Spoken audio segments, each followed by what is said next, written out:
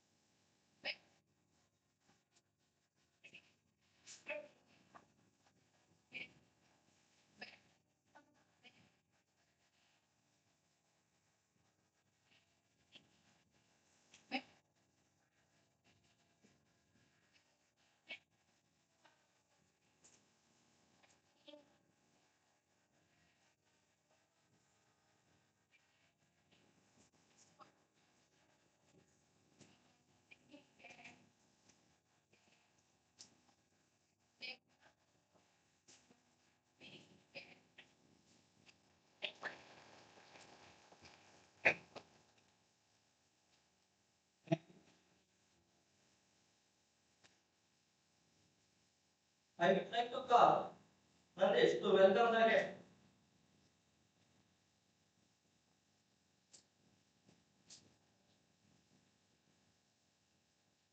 Morning, myself. Now, like, welcome. The Papaya sir is founder of President Papaya and Canada. Welcome to sir.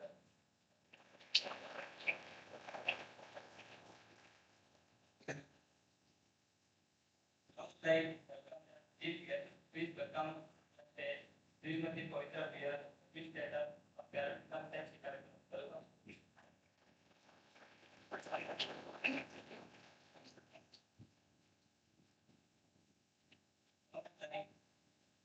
Look, please welcome, objective, MN, the general consultant, the Mangalore Institute of Oncology Super Specialty Cancer Hospital Center.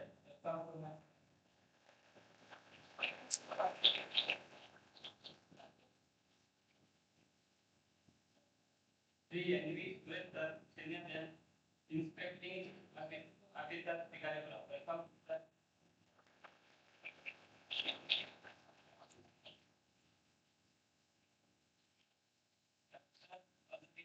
PAML with the Ayurveda clinic remote. Now, like, welcome to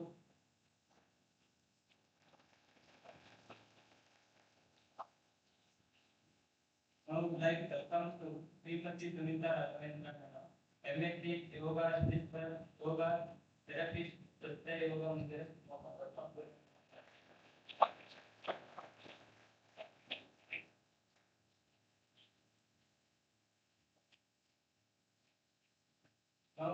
Now, like,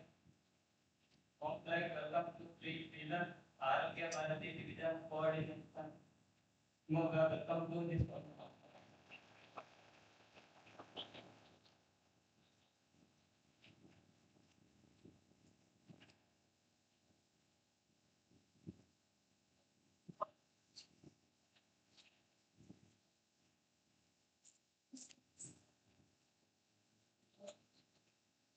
I would like welcome to the Vijayendra Rao sir. Welcome to this one.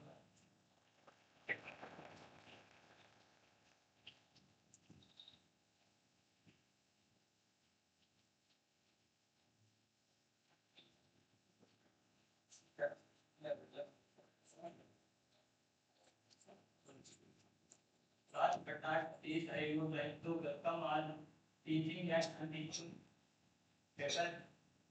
faculty and all students and my dear friends. And I can come to all. Like,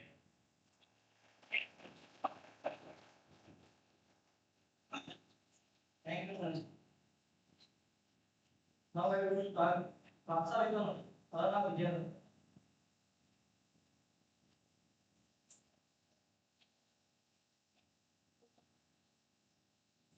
ವೇದಿಕೆ ಮೇಲೆ ಹಸಿರಾಗಿರ್ತಕ್ಕಂಥ ಎಲ್ಲ ಗಣ್ಯರೇ, ಹೆಚ್ಚಿನ ವಿದ್ಯಾರ್ಥಿಗಳಿಗೆ ಸಾಹಸ ಮತ್ತು ಸಂಸ್ಕೃತಿ academy ವಿಭಾಗದಲ್ಲಿ 2005ನೇ ಇಸ್ವಿನಲ್ಲಿ ಪ್ರಾರಂಭ ಮಾಡಿದ್ವಿ ನಾವು 4 ಜನ ಸೇರಿ. ನಮ್ಮ ಉದ್ದೇಶ ಸಾಹಸ ಮತ್ತೆ ಸಂಸ್ಕೃತಿನ ಹೇಳ್ಕೊಳ್ಳೋದು.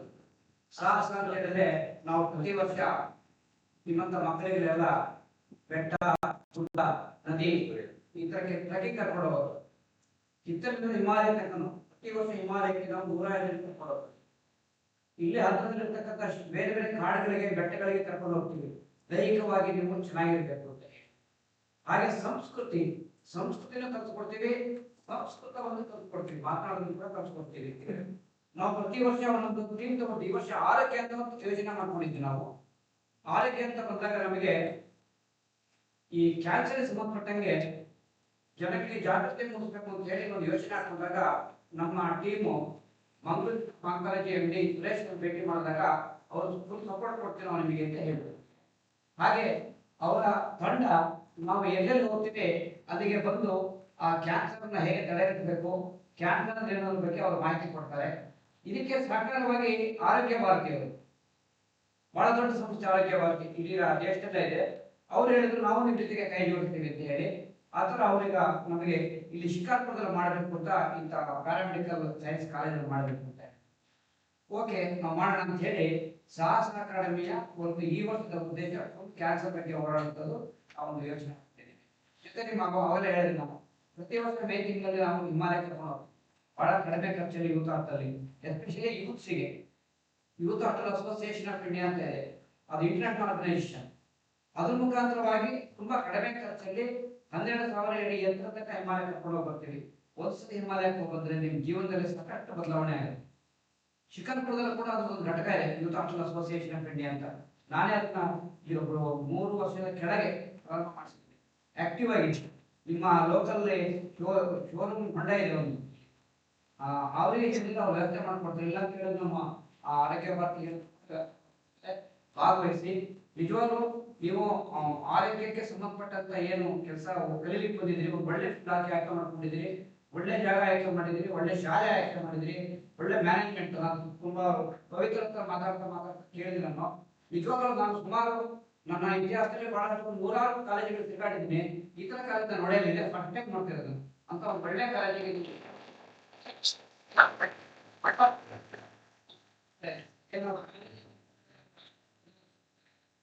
ನಿಜವಾಗ್ಲೂ ನಾವೆಲ್ಲ ಓದ್ಬೇಕಾದ್ರೂ ಕೂಡ ನಮಗೆ ಇಂಥ ಒಂದು ಯಾವ್ದು ಫೆಸಿಲಿಟಿ ಸಿಕ್ಕಿಲ್ಲ. ನಿಮ್ಗೆ ಒಳ್ಳೆ ಸಿಕ್ಕಿದೆ, ಫ್ಯೂಚರ್ ಚೆನ್ನಾಗಿದೆ.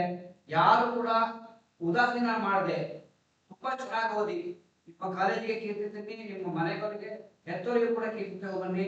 ಇಂಥ ಕ್ಯಾಂಪ್ಸ್ ಅವೇರ್ನೆಸ್ ಕ್ಯಾಂಪ್ ಯಾವ ತರ ಮಾಡಿದ್ವಿ ನಾವು, ಮುಂದೆ ನೀವುಗಳು ಕೂಡ ಬೇರೆ ಬೇರೆ ಸಂಬಂಧಪಟ್ಟಂತ ಇದೊಂದು ಯೋಜನೆ ಹಾಕೊಂಡು ನೀವು ಕೂಡ ಅದರಲ್ಲಿ ಭಾಗಿಯಾಗಿ ಅಂತ ಹೇಳಿ ಕಾರ್ಯಕ್ರಮ ಯಶಸ್ವಿಯಾಗಲಿ ಅಂತ ಹೇಳಿ ಈ ನಮ್ಮ ಸಂಸ್ಥೆಯ ಬಗ್ಗೆ ಮಾಡಲಿಕ್ಕೆ ಅವಕಾಶ ಮಾಡಿಕೊಟ್ಟು ನಿಮ್ಮೆಲ್ಲರಿಗೂ ಹೊರಿಸಿ ಮಾತು ಹೋಗ್ತೀನಿ ಅಂತ ಹೇಳಿ.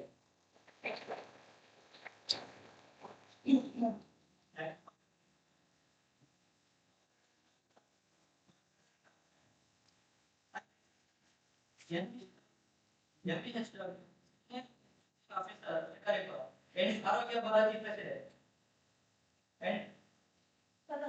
to watering a plant, and I requested all the men to join the hand for watering the plant.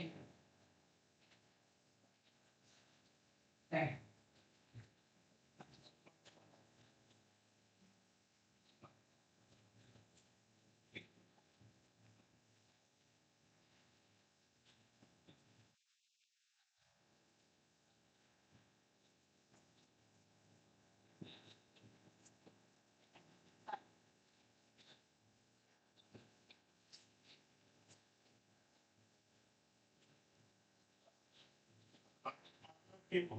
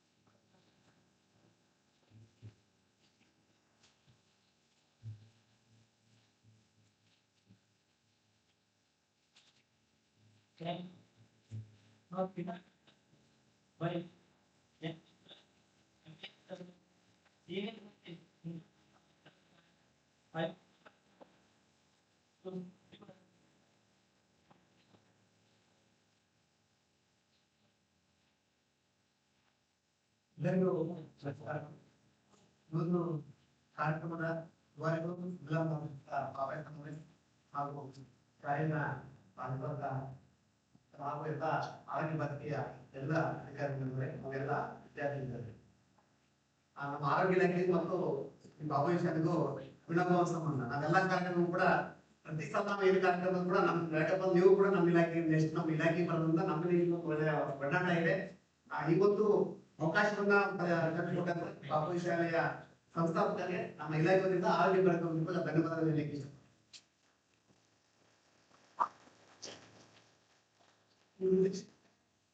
ಈ ಒಂದು ಆರೋಗ್ಯ ಕಾರ್ಯಕ್ರಮದ ಉದ್ದೇಶ, ಈ ಕಾರ್ಯಕ್ರಮದ ಉದ್ದೇಶ ಏನಪ್ಪ ಅಂದ್ರೆ ಜನಗಳು ಆ ತೊಂದರೆಗೆ ಬರೋದನ್ನು ಕಡಿಮೆ ಮಾಡೋದು. ಮುಂದೆ ಯಾಕಂತಂದ್ರೆ ನಾವು ನಮ್ಮ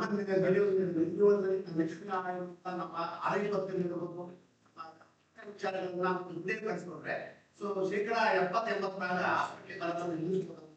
ನಮ್ಮ ಆರೋಗ್ಯ ಪರಿಸ್ಥಿತಿ ವಿವಿಧ ಕಾರ್ಯಕ್ರಮಗಳು ನಾವು ಮಾಡ್ತಾ ಬರ್ತೀವಿ. ಅನೇಕ ಕಾರ್ಯಕ್ರಮ ನಾವು ಹಳ್ಳಿಗಳ ಗ್ರಾಮೀಣ ಪರಿಸ್ಥಿತಿ ಮಾಡ್ತೀವಿ, ಸಮುದಾಯಕ್ಕೆ ಮಾಡ್ತೀವಿ. ವಿಶೇಷವಾಗಿ ಕ್ಯಾನ್ಸರ್ ಬಗ್ಗೆ ಅರಿವು ಕಾರ್ಯಕ್ರಮಗಳನ್ನು ನಾವು ಶಾಲೆ ಕಾಲೇಜಿನ ನಾಯಕರು ಮಾಡ್ತೀವಿ. ಇದುವರೆಗೂ ನಾವು ಸಿಂಡಿಂಗ್ ಕ್ಯಾಂಪ್ ಅನ್ನು ಮಾಡಿದ್ವಿ, ಬ್ಲಡ್ ಕ್ಯಾನ್ಸರ್ ಕ್ಯಾಂಪ್, ಈಗ ಬೇರೆ ಹಳ್ಳಿಗಳ ಕ್ಯಾಂಪ್ ಮಾಡ್ತಾ ಇದ್ವಿ. ಈ ಸಲ ಆರೋಗ್ಯ ಭಾಗದಲ್ಲಿ ನಾವು ಈ ಕ್ಯಾನ್ಸರ್ ಬಗ್ಗೆ ಅರಿವು ಕಾರ್ಯಕ್ರಮ ಇರೋದನ್ನು ನಾವು ಈ ಶಾಲೆ ಹಾಕೊಂಡಿರ್ತೀವಿ. ಹಾಗಾಗಿ ಎಲ್ಲರೂ ಕೂಡ ಇನ್ನೊಂದು ಕಾರ್ಯಕ್ರಮ ಅರಿವು ಇಟ್ಕೊಂಡು, ಯಾಕಂದ್ರೆ ದಿನನಿತ್ಯ ನಾವು ನೋಡ್ತಾ ಇದ್ದೀವಿ ಅನೇಕ ರೋಗಗಳಿಗೆ ನಾವು ಬಲಿ ಆಗ್ತಾ ಇದ್ದೀವಿ, ಗೊತ್ತು ಬಲಿ ಆಗ್ತಾ ಇದ್ದೀವಿ.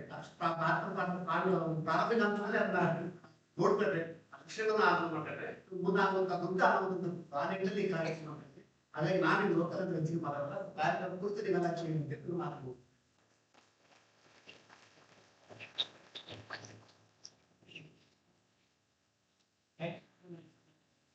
I would like to welcome Srimati Pavitra Ma'am, Administrative Officer and Principal of Bapuji Institute of Paramedical Science Development.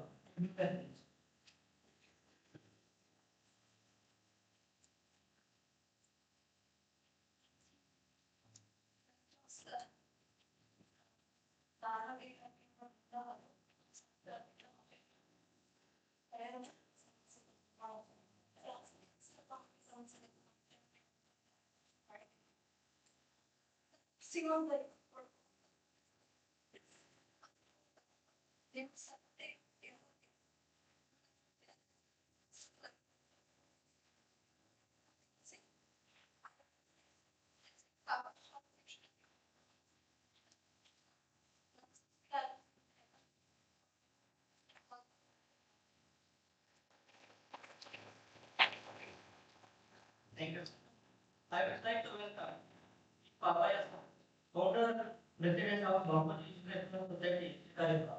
So, you may speak.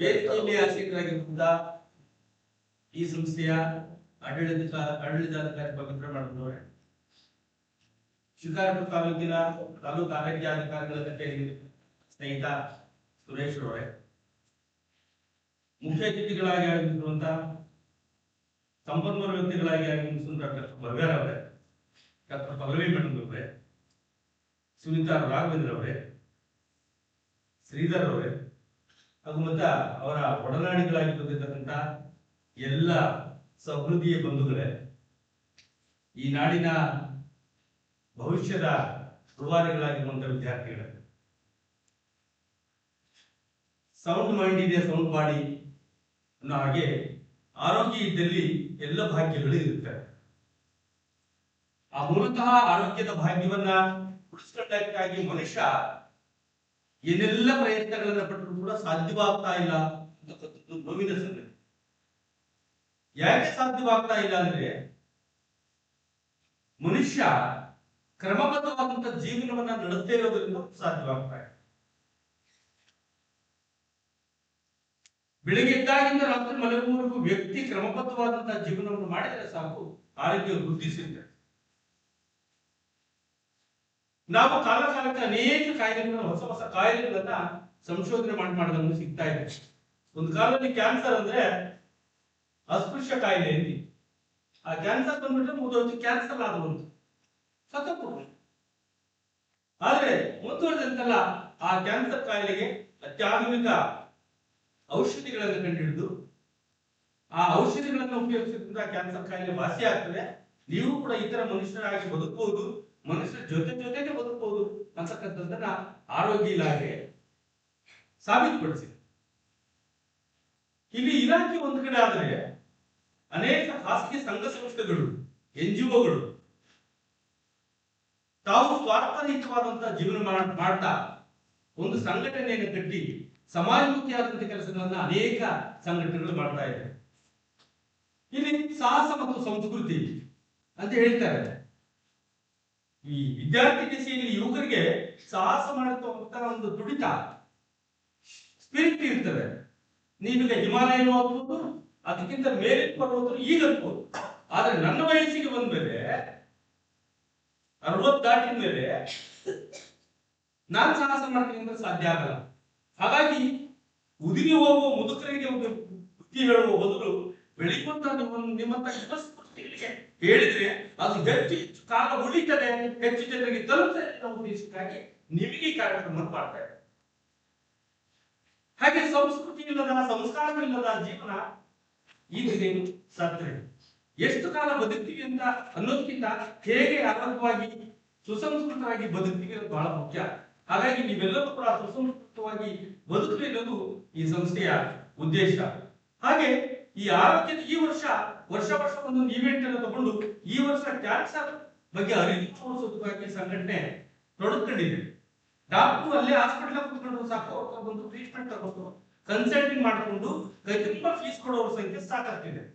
ಆದರೂ ಸಮೇತ ಅವರು ಸಾಮಾಜಿಕ ಕಳಕಳಿಯಿಂದ ಇವತ್ತು ಬೇರೆ ಬೇರೆ ಶಾಲಾ ಕಾಲೇಜುಗಳು ಸಾರ್ವಜನಿಕ ಆ ಕ್ಯಾನ್ಸರ್ ಬಗ್ಗೆ ಅವೇರ್ನೆಸ್ ಅನ್ನು ಮೂಡಿಸಿ ಅದನ್ನ ಅವಾಯ್ಡ್ ಮಾಡೋದು ಹೇಗೆ, ಬಂದ ಮೇಲೆ ಚಿಕಿತ್ಸೆ ಪರಿಹಾರ ಮಾಡ್ಕೊಳ್ಳೋದು ಹೇಗೆ ಅಂತಕ್ಕಂಥ ಒಂದು ಸಮಾಜಮುಖಿಯಾದಂತಹ ಕೆಲಸವನ್ನು ಮಾಡ್ತಾ ಇದ್ದಾರಲ್ಲ.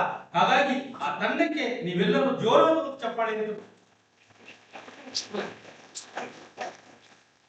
ಈ ಕ್ಯಾನ್ಸರ್ ಅವೇರ್ನೆಸ್ ಪ್ರೋಗ್ರಾಮ್ ಅನ್ನು ಎಲ್ಲಿ ಬೇಕಾದ್ರೂ ಮಾಡಬಹುದು. ನಮ್ಮ ಸುರೇಶ್ ಅವರ ಸ್ವಾರ್ಥ ಅದು ಶಿಕಾರಿಪುರದಲ್ಲಿ ಅವರ ನಂಟು ಜಾಸ್ತಿ ಇರೋದ್ರಿಂದ ಬಾಪೂಜಿ ಕಾಲೇಜಿನಲ್ಲಿ ಮಾಡೋದ್ರಿಂದ ಈ ಕಾಲೇಜಿಗೂ ಒಂದು ಕ್ರೆಡಿಟ್ ಬರ್ತದೆ, ಈ ಮಕ್ಕಳಿಗೆ ಅವೇರ್ನೆಸ್ ಜಾಸ್ತಿ ಮೂಡಲಿ ಅನ್ನೋ ಉದ್ದೇಶಕ್ಕಾಗಿ ನಮ್ಮ ಬಾಪೂಜಿ ವಿದ್ಯಾಸಂಸ್ಥೆಯಲ್ಲಿ ಒಂದು ಅರ್ಥಪೂರ್ಣವಾದಂತಹ ಕಾರ್ಯಕ್ರಮ ಇಟ್ಕೊಂಡಿದ್ದಾರೆ. ಹಾಗಾಗಿ ಈ ಕಾರ್ಯಕ್ರಮ ಅತ್ಯಂತ ಯಶಸ್ವಿ ಆಗಲಿ. ಬಂದಿರತಕ್ಕಂಥವರಿಗೆ ನಾವೇನೋ ಒಂದು ಸಣ್ಣ ಪುಟ್ಟ ಆತಿಥ್ಯ ಮಾಡ್ತೀವಿ ಅಂತ ಕಾಣುತ್ತೆ, ಅದನ್ನ ಅಲ್ಪಾತಿಥ್ಯವನ್ನು ದೊಡ್ಡದು ಅಂತ ಭಾವಿಸ್ಬಿಟ್ಟು ಈ ಮಕ್ಕಳಿಗೆ ಸ್ಫೂರ್ತಿದಾಯಕ ಮಾತುಗಳನ್ನು ಆಡಿ ಈ ಕಾರ್ಯಕ್ರಮ ಯಶಸ್ವಿಯಾಗಲಿ ಅಂತ ಹೇಳ್ತಾ ನನ್ನ ಮಾತು ವಿರಾಮ ಮಾಡ್ತೇನೆ. ನಮಸ್ಕಾರ.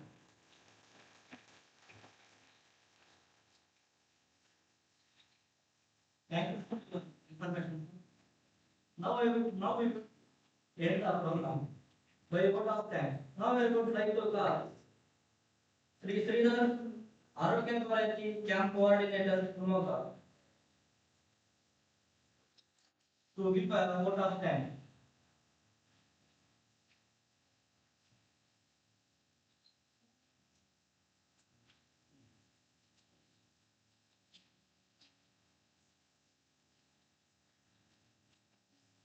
ಆತ್ಮೀಯ ಸಭೆಯಲ್ಲಿ ಉಪಸ್ಥಿತಿರುವ ಗಣ್ಯರೇ, ವಿದ್ಯಾರ್ಥಿನಿಯರೇ, ದಿನ ಆರೋಗ್ಯ ಭಾರತಿ ಮತ್ತು ಸಂಸ್ಕೃತ ಅಕಾಡೆಮಿ ಈ ಎರಡು ಸಂಸ್ಥೆ ಸೇರಿ ಮತ್ತು ನಿಮ್ಮ ಅಪೋಜಿಯ cancer awareness camp, yoga Ayurveda ಮತ್ತು ಕ್ಯಾನ್ಸರ್ ಬಗ್ಗೆ ಮಾಹಿತಿ ನೀಡಲು ನಮ್ಮ ತಜ್ಞರು ಬಂದಿದ್ದಾರೆ. ಅವರಿಗೆ ಮುಖ್ಯವಾಗಿ ಈ ಕಾರ್ಯಕ್ರಮದಲ್ಲಿ ಉಪಸ್ಥಿತಿರುವ ಶ್ರೀಯುತ ಪಾಪಯ್ಯ, ಸಂಸ್ಥಾಪಕರು ಹಾಗೂ ಅಧ್ಯಕ್ಷರು, ಬಾಪೂಜಿ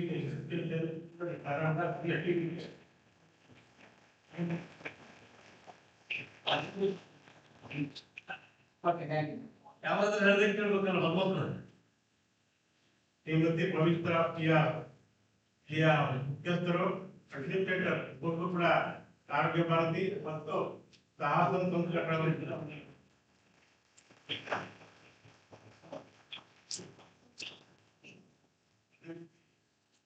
ಕಾರ್ಯಕ್ರಮ ತಾಲೂಕು ಆರೋಗ್ಯ ಭಾರತೀಯ ಅಧ್ಯಕ್ಷರು ಹಾಗೂ ತಾಲೂಕು ಆರೋಗ್ಯಾಧೀಶರ ಕಚೇರಿಯಲ್ಲಿ ಹಿರಿಯ ಆರೋಗ್ಯ ಕರ್ತವ್ಯ ಶ್ರೀ ಎಂ ವಿ ಸುರೇಶ್ ಅವರು ಕೂಡ ಈ ಸಂದರ್ಭದಲ್ಲಿ ನಾನು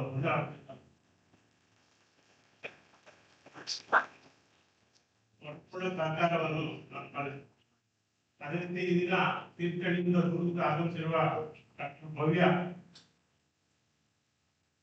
ಅಲ್ಲಿಯ ಮುಖ್ಯಸ್ಥರು ಮತ್ತು ಅಲ್ಲಿಯ ಪರಿಣಿತ ವೈದ್ಯರು, ಇವರಿಗೂ ಕೂಡ ಈ ಸಂದರ್ಭದಲ್ಲಿ ಮುಖ್ಯವಾದ ವಂದನೆಗಳು.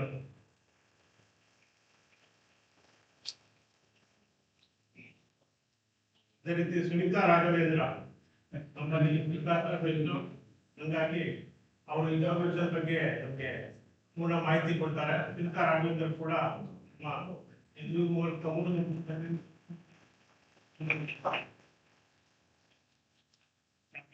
ಪಲ್ಲವಿ ಪ್ರಾಂತ ಕಾರ್ಯಕಾರಿಣಿ ಸದಸ್ಯರು ಹಾಗೂ ಆರೋಗ್ಯ ಭಾರತೀಯ ನಿಷ್ಠಾವಂತ ಕಾರ್ಯಕರ್ತರು ಮತ್ತು ವೈದ್ಯರು ಆದ ಪಲ್ಲವಿಯರು ಕೂಡ ಈ ಸಂದರ್ಭದಲ್ಲಿ ಪೂರ್ವಕ ವಂದನೆಗಳು.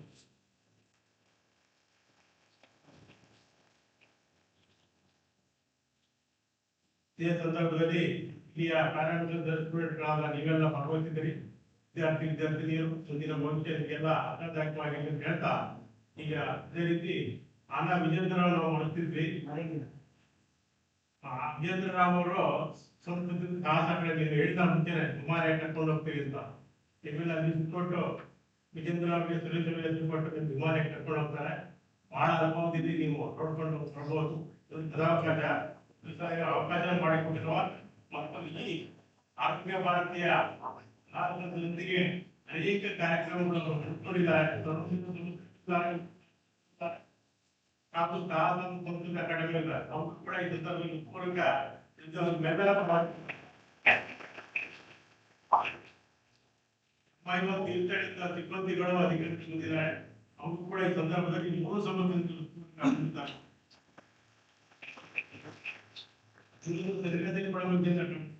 ಉಪಾಧ್ಯಾಯರು ಬಂದಿದ್ದಾರೆ.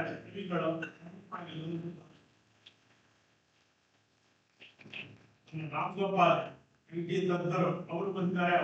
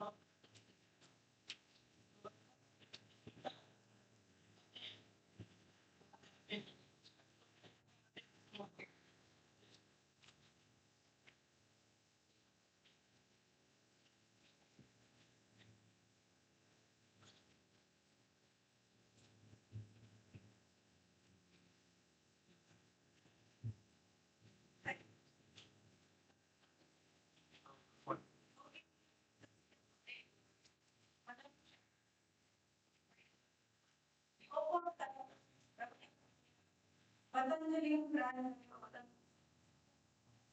ಯೋಗದ ಪದದಲ್ಲಿ ಈ ವರ್ಷ ನಮ್ಮ ಯೋಗದಲ್ಲಿ ಮೊದಲನೇದಾಗಿ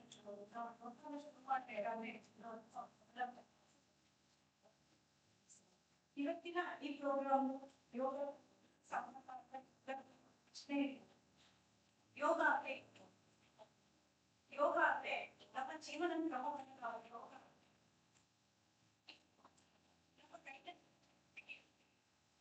ಎಲ್ಲ ಪ್ರಕ್ರಿಯೆಗಳ ಮುಖ ಮೇಲೆ ಕೊನೆಯ ಹಂತಕ್ಕೆ ನಾವು ಯೋಗವನ್ನ ಆಚರಿಸ್ತೇವೆ. ಎಲ್ಲ ಪ್ರಕ್ರಿಯೆಗಳು ಮುಗ್ದಿರುತ್ತೆ. ಲಾಸ್ಟ್ ಪ್ರಯತ್ನ ಮಾಡೋಣ ಯೋಗದಲ್ಲಿ ಏನಾದ್ರೂ ಆಗ್ಬೋದೇನೋ. ಇದು ಟೀಕೆ ಅಂತ ಅಲ್ಲ, ಆದ್ರೆ ಇದು ಸತ್ಯ ಕೂಡ.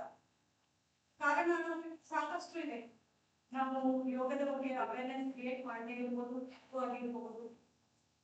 ಯೋಗದ ಬಗ್ಗೆ ಜನಗಳಲ್ಲಿ ಇರುವಂತಹ ತಿಳುವಳಿಕೆ ಏನಿದೆ ಅದರ ಬಗ್ಗೆ ನಾವು ಹೆಚ್ಚು ಪ್ರಚಾರ ಮಾಡದೇ ಇರ್ಬೋದು.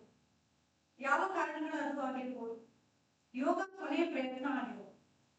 ನಮ್ಮಲ್ಲಿ ಬರುವಂತಹ ಸಾಕಷ್ಟು ಕೇಸ್ಗಳು ಲಾಸ್ಟ್ಗೆ ಯೋಗವನ್ನ ಆಯ್ಕೆ ಮಾಡ್ತಾರೆ. ಬಟ್ ಅದರಿಂದ ಸೊಲ್ಯೂಷನ್ ತಗೊಂಡೋಗು ಎಲ್ರು ಯಾವುದೋ ಒಂದು ಕೇಸಲ್ಲಿ ಮಾತ್ರ ನಾವು 70% ಮಾತ್ರ ರಿಸಲ್ಟ್ ಹೋಗ್ಲಿಕ್ಕಾಗ್ತದೆ. ಇನ್ನು ಎಲ್ಲಾ ಕೇಸ್ಗಳನ್ನು ಹೆಚ್ಚಿನದು 90% ರಿಸಲ್ಟ್ ಅನ್ನು ಹೋಗಲ್ಲ. ಹೇಳ್ತೀವಲ್ಲ, ಯೋಗ ಮಾಡೋದಕ್ಕೂ ಯೋಗ ಬೇಕು, ಯೋಗ ಕಲಿಯೋದಕ್ಕೂ ಯೋಗ ಬೇಕು, ಒಬ್ಬ ವೈದ್ಯ ಆಗೋದಕ್ಕೂ ಯೋಗ ಬೇಕು, ಒಬ್ಬ ಸೈಂಟಿಸ್ಟ್ ಆಗೋದಕ್ಕೂ ಪ್ರತಿಯೊಂದನ್ನು ನಾವು ಯೋಗ ಬೇಕು.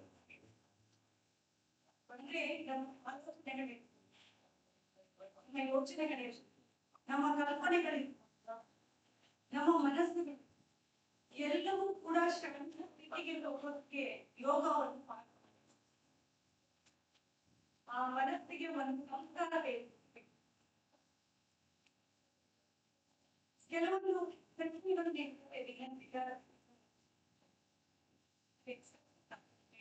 ಕೆಲವೊಂದು ನೀವು ಮಾಡಿರೋದಾದ್ರೂ ಕೆಲವರಿಗೆ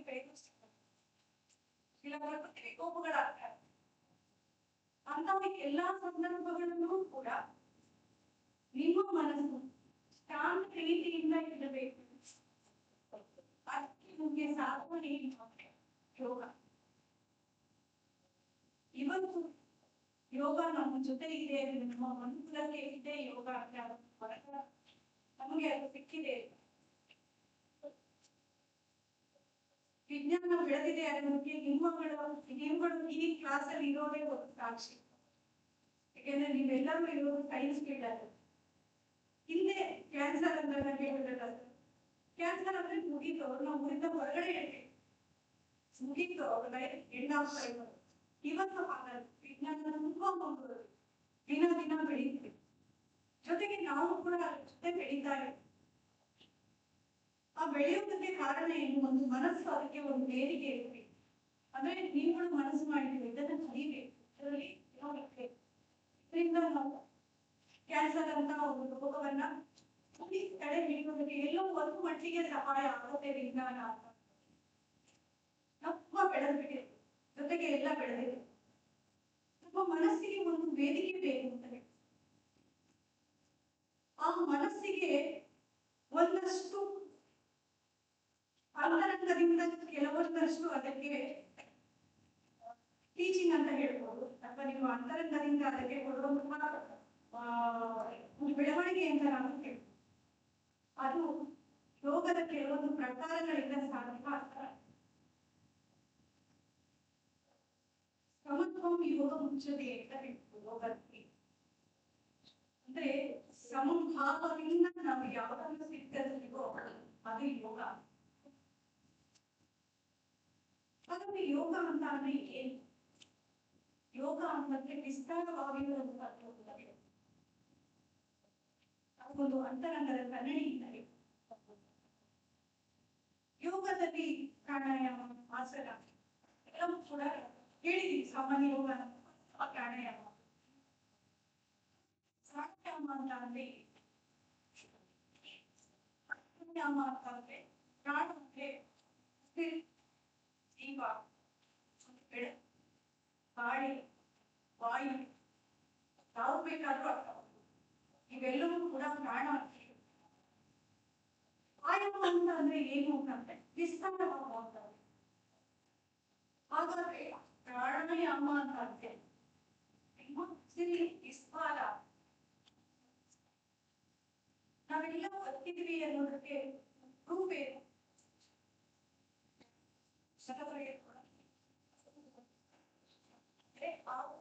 ವಿಸ್ತಾರ ಆಗುತ್ತೆ ಪ್ರಾಣಾಯಾಮ ಅಂತ. ನೀವೆಲ್ಲರಿಗೂ ಉಸಿರಾಡ್ತಾ ಇದ್ದೀವಿ, ಪ್ರಾಣಾಯಾಮ ನಡೆಯುವ ಪ್ರಾಣಾಯಾಮ ಬೇಕಾಗುತ್ತೆ, ಕೆಲವೊಂದು ಸಂದರ್ಭಗಳಲ್ಲಿ ಬೇಕಾಗುತ್ತೆ.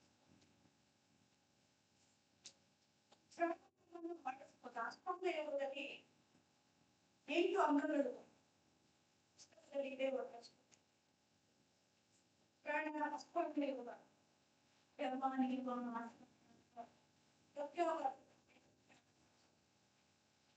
ಇಷ್ಟನ್ನು ನಾವು ಯೋಗದಲ್ಲಿ ಜೋಡಿಸಬಹುದು. ಆದ್ರೆ ಇವತ್ತಿನ ಈ ಸಂದರ್ಭದಲ್ಲಿ ಪ್ರಾಣಾಯಾಮ ಎಲ್ಲವನ್ನು ಇವತ್ತಿನ ಸಂದರ್ಭದಲ್ಲಿ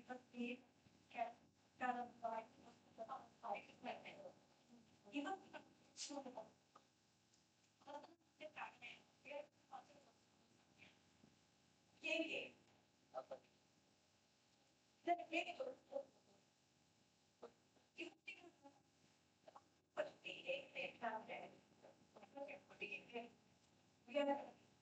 ನಿಮ್ಮ ಜೊತೆ ಕಲಿಕೆಯ ಜೊತೆ ನಮ್ಮ ನಮ್ಮ ಚಟುವಟಿಕೆಗಳನ್ನು ನಮ್ಮ ಮನೋ ಇವುಗಳೆಲ್ಲವನ್ನು ಕೂಡ ಅದೇ ಹೇಳಕ್ಕೆ ನಿಮ್ಮ ಅಭ್ಯಾಸ ನಿಮ್ಮ ಅಭ್ಯಾಸಗಳನ್ನು ಹೇಗೆ ನಿರ್ಪಡಿಸಬಹುದು?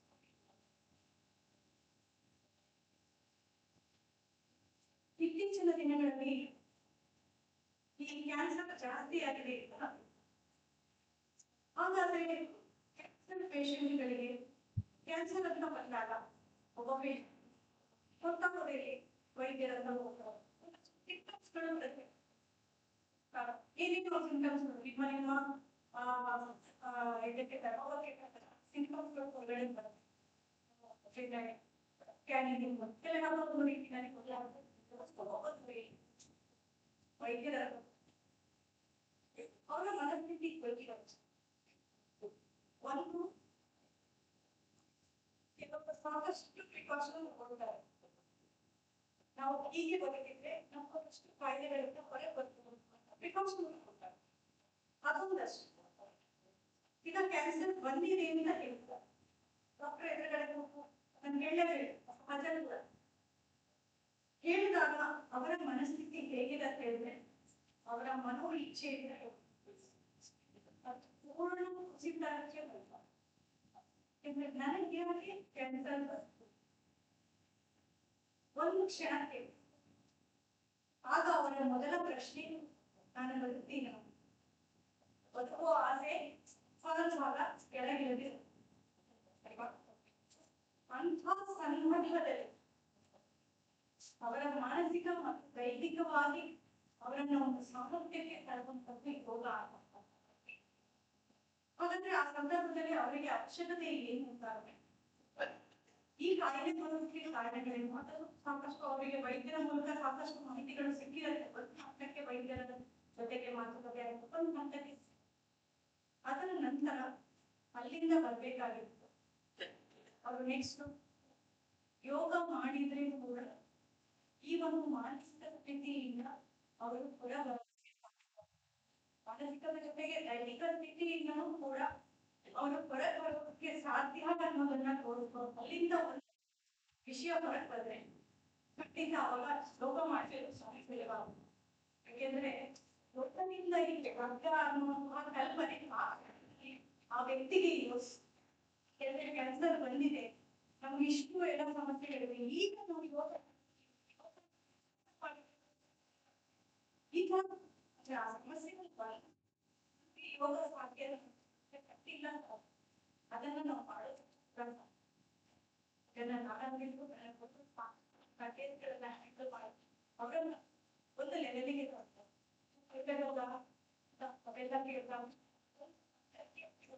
ಸಹಾಯ ಜೊತೆಗೆ ಏನು ಎಜುಕೇಶನ್ ಇದೆ ಎಲ್ಲದರ ಜೊತೆಗೆ ನಾವು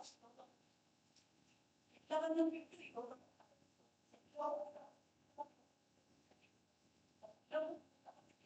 ಜೊತೆಗೆ ಆಯುರ್ವೇದ ಅದರ ಜೊತೆಗೆ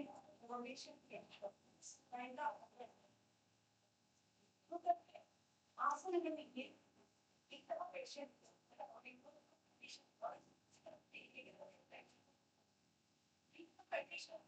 ಆ ವ್ಯಕ್ತಿಗೆ ಇಂಪ್ರೂವ್ ಮಾಡಬೇಕು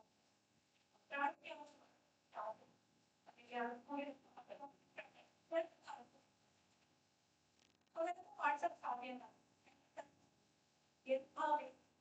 ದೈಹಿಕವಾಗಿ ಸಬಲ ಆ ವ್ಯಕ್ತಿಗೆ ಕೆಲವರು ಅವರಿಗೆ ಪ್ರಾಣಾಯಾಮದ ಜೊತೆಗೆ ಶ್ವಾಸನಗಳನ್ನು ಪ್ರಾಣಾಯಾಮ ಇದು ಮಾತನಾಡ ಸ್ಥಿತಿಯನ್ನು ನಿಮ್ಮನ್ನು ಕೂಡಿಬೇಕು ಅದು ಬಿಟ್ಟಾಗ ಕೂಡ ಇದೇ ಮುಖದಲ್ಲಿ ಮಾಡಿದ ತಕ್ಷಣ ಪ್ರಾಣಾಯಾಮ ಮಾಡಿದ ಪ್ರಶ್ನೆ ಇರಬೇಕು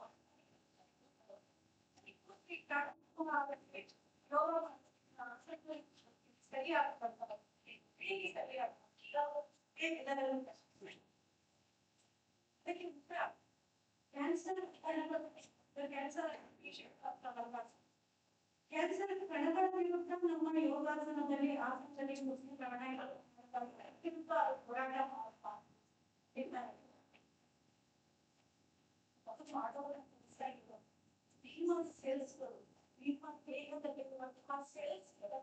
ಹೆಚ್ಚು ಹೆಚ್ಚು ಉತ್ಪತ್ತಿ ಮಾಡೋದು ಜೀವಕೋಶಗಳನ್ನು ಹೆಚ್ಚು ಉತ್ಪತ್ತಿ ಮಾಡುವುದಂತ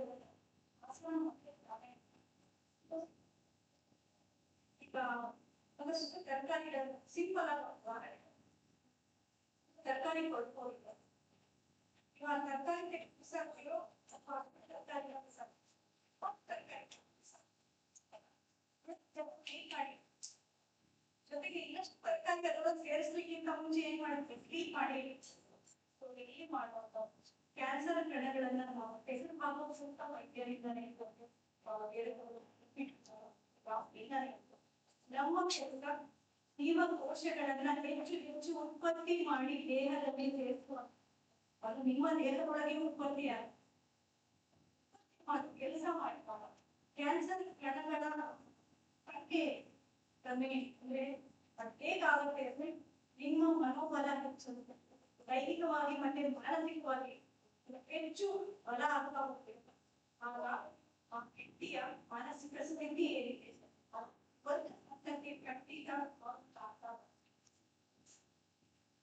ಹಾಗಾದ್ರೆ ಈ ಕ್ಯಾನ್ಸರ್ ಯೋಗದಿಂದ ಎಲ್ಲ ರೋಗ ಆಯ್ತು ನಾನು ಏನ್ ಮಾಡಬಹುದು ಪ್ರಿಕಾಷನ್ ಏನ್ ತಗೊಳ್ಬಹುದು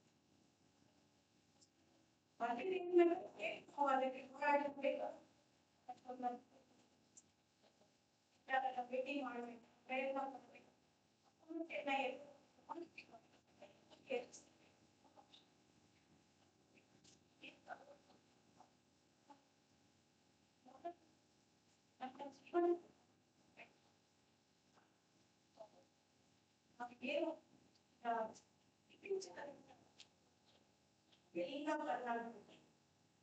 ನಾವು ಉಪಯೋಗಿಸುವ ವಸ್ತುಗಳು ನಾವು ದಿನನಿತ್ಯದಲ್ಲಿ ಬೆಳಗ್ಗೆ ಹೇಳೋದ್ರಿಂದ ರಾತ್ರಿ ಅನುಭವ ಹಿಂದೆ ನಿಮ್ಮ ಬರ್ತಾ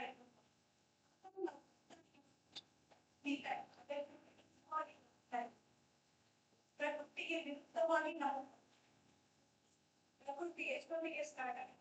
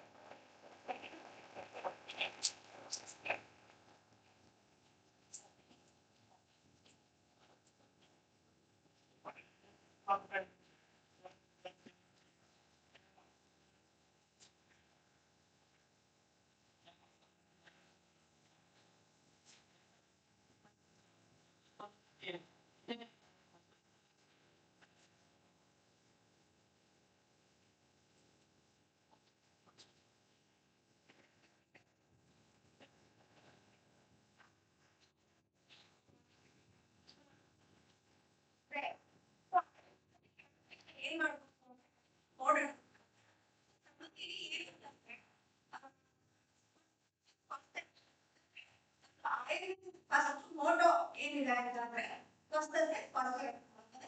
ನಮ್ಮ ಸ್ವಾಸ್ಥ್ಯತೆಯನ್ನ ಅಂದ್ರೆ ಆರೋಗ್ಯವನ್ನು ಫಸ್ಟ್ ಕಾಪಾಡ್ಕೊಳ್ಳೋದು, ಆಮೇಲೆ ರೋಗ ಬಂದಿದ್ದಕ್ಕೆ ನಿವಾರಣೆ ಮಾಡೋದು ನೆಕ್ಸ್ಟ್ ಅದ್ರ ಉದ್ದೇಶ ಆಗಿರುತ್ತೆ. ಸೊ ನಾವು ಸ್ವಸ್ಥತೆ ಸ್ವಸ್ಥತೆ ಅಂದ್ರೆ ಬರ್ದೇ ಇರೋ ಹಾಗೆ ನಾವು ಏನೆಲ್ಲ ಪ್ರಿಕಾಷನ್ಸ್ ತಗೊಳ್ಬೋದು, ಪಾಸಿಟಿವ್ ಇಫೆಕ್ಟ್ಸ್ ಪಾಸಿಟಿವ್ ಫ್ಯಾಕ್ಟರ್ಸ್ ಏನೇನು ಅನ್ನೋದು ನೋಡ್ತಾ ಹೋದ್ರೆ ನಾವು ಈ ಕ್ಯಾನ್ಸರ್ ಇದೆ.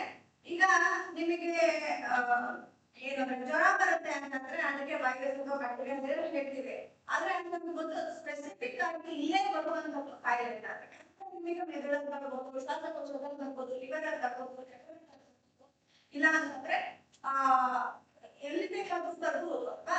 ಸೊ ಬ್ಲಡ್ ಬರ್ಬೋದು, ಬೋನಸ್ ಬರ್ಬೋದು. ಸೊ ಪಾಸಿಟಿವ್ ಫ್ಯಾಕ್ಟರ್ಸ್ ನೋಡುವಾಗ ಪ್ರತಿಯೊಂದಕ್ಕೂ ಕೂಡ ಆ ಕಾಯಿಲೆಗೆ ಸಂಬಂಧಪಟ್ಟಿರುವಂತ ಪಾಸಿಟಿವ್ ಫ್ಯಾಕ್ಟರ್ ಇದೆ. So it is very general. So ಅದಕ್ಕೋಸ್ಕರ ಆ ಪಾಸಿಟಿವ್ ಫ್ಯಾಕ್ಟರ್ ಹೇಗೆ ನಿವಾರಣೆ ಮಾಡ್ಕೊಂಡು ಬರ್ದೇ ಇರೋ ಹಾಗೆ ನೋಡ್ಕೊಳ್ಳೋದಕ್ಕೆ ಅದ್ರ ಜೊತೆಗೆ ಬಂದ ಆಯುರ್ವೇದದಲ್ಲಿ ಏನೆಲ್ಲ ಚಿಕಿತ್ಸೆಗಳಿದೆ. ಮೂರನೇದು ಈಗ ನಾವು ಬೇರೆ ಪದ್ಧತಿ ಆಗಿರುವಂತಹ ಅಲೋಪತಿಯಲ್ಲಿ ನಾವು ಕೀಮೋಥೆರಪಿ ತಗೊಳ್ತಾ ಇರ್ಬೇಕಾದ್ರೆ ಅದರ ನಿವಾರಣೆ ಮಾಡೋದಕ್ಕೆ ಏನೇನಿದೆ ಸಾಧಾರಣವಾಗಿ ನೋಡ್ಕೊಳ್ತಾರೆ.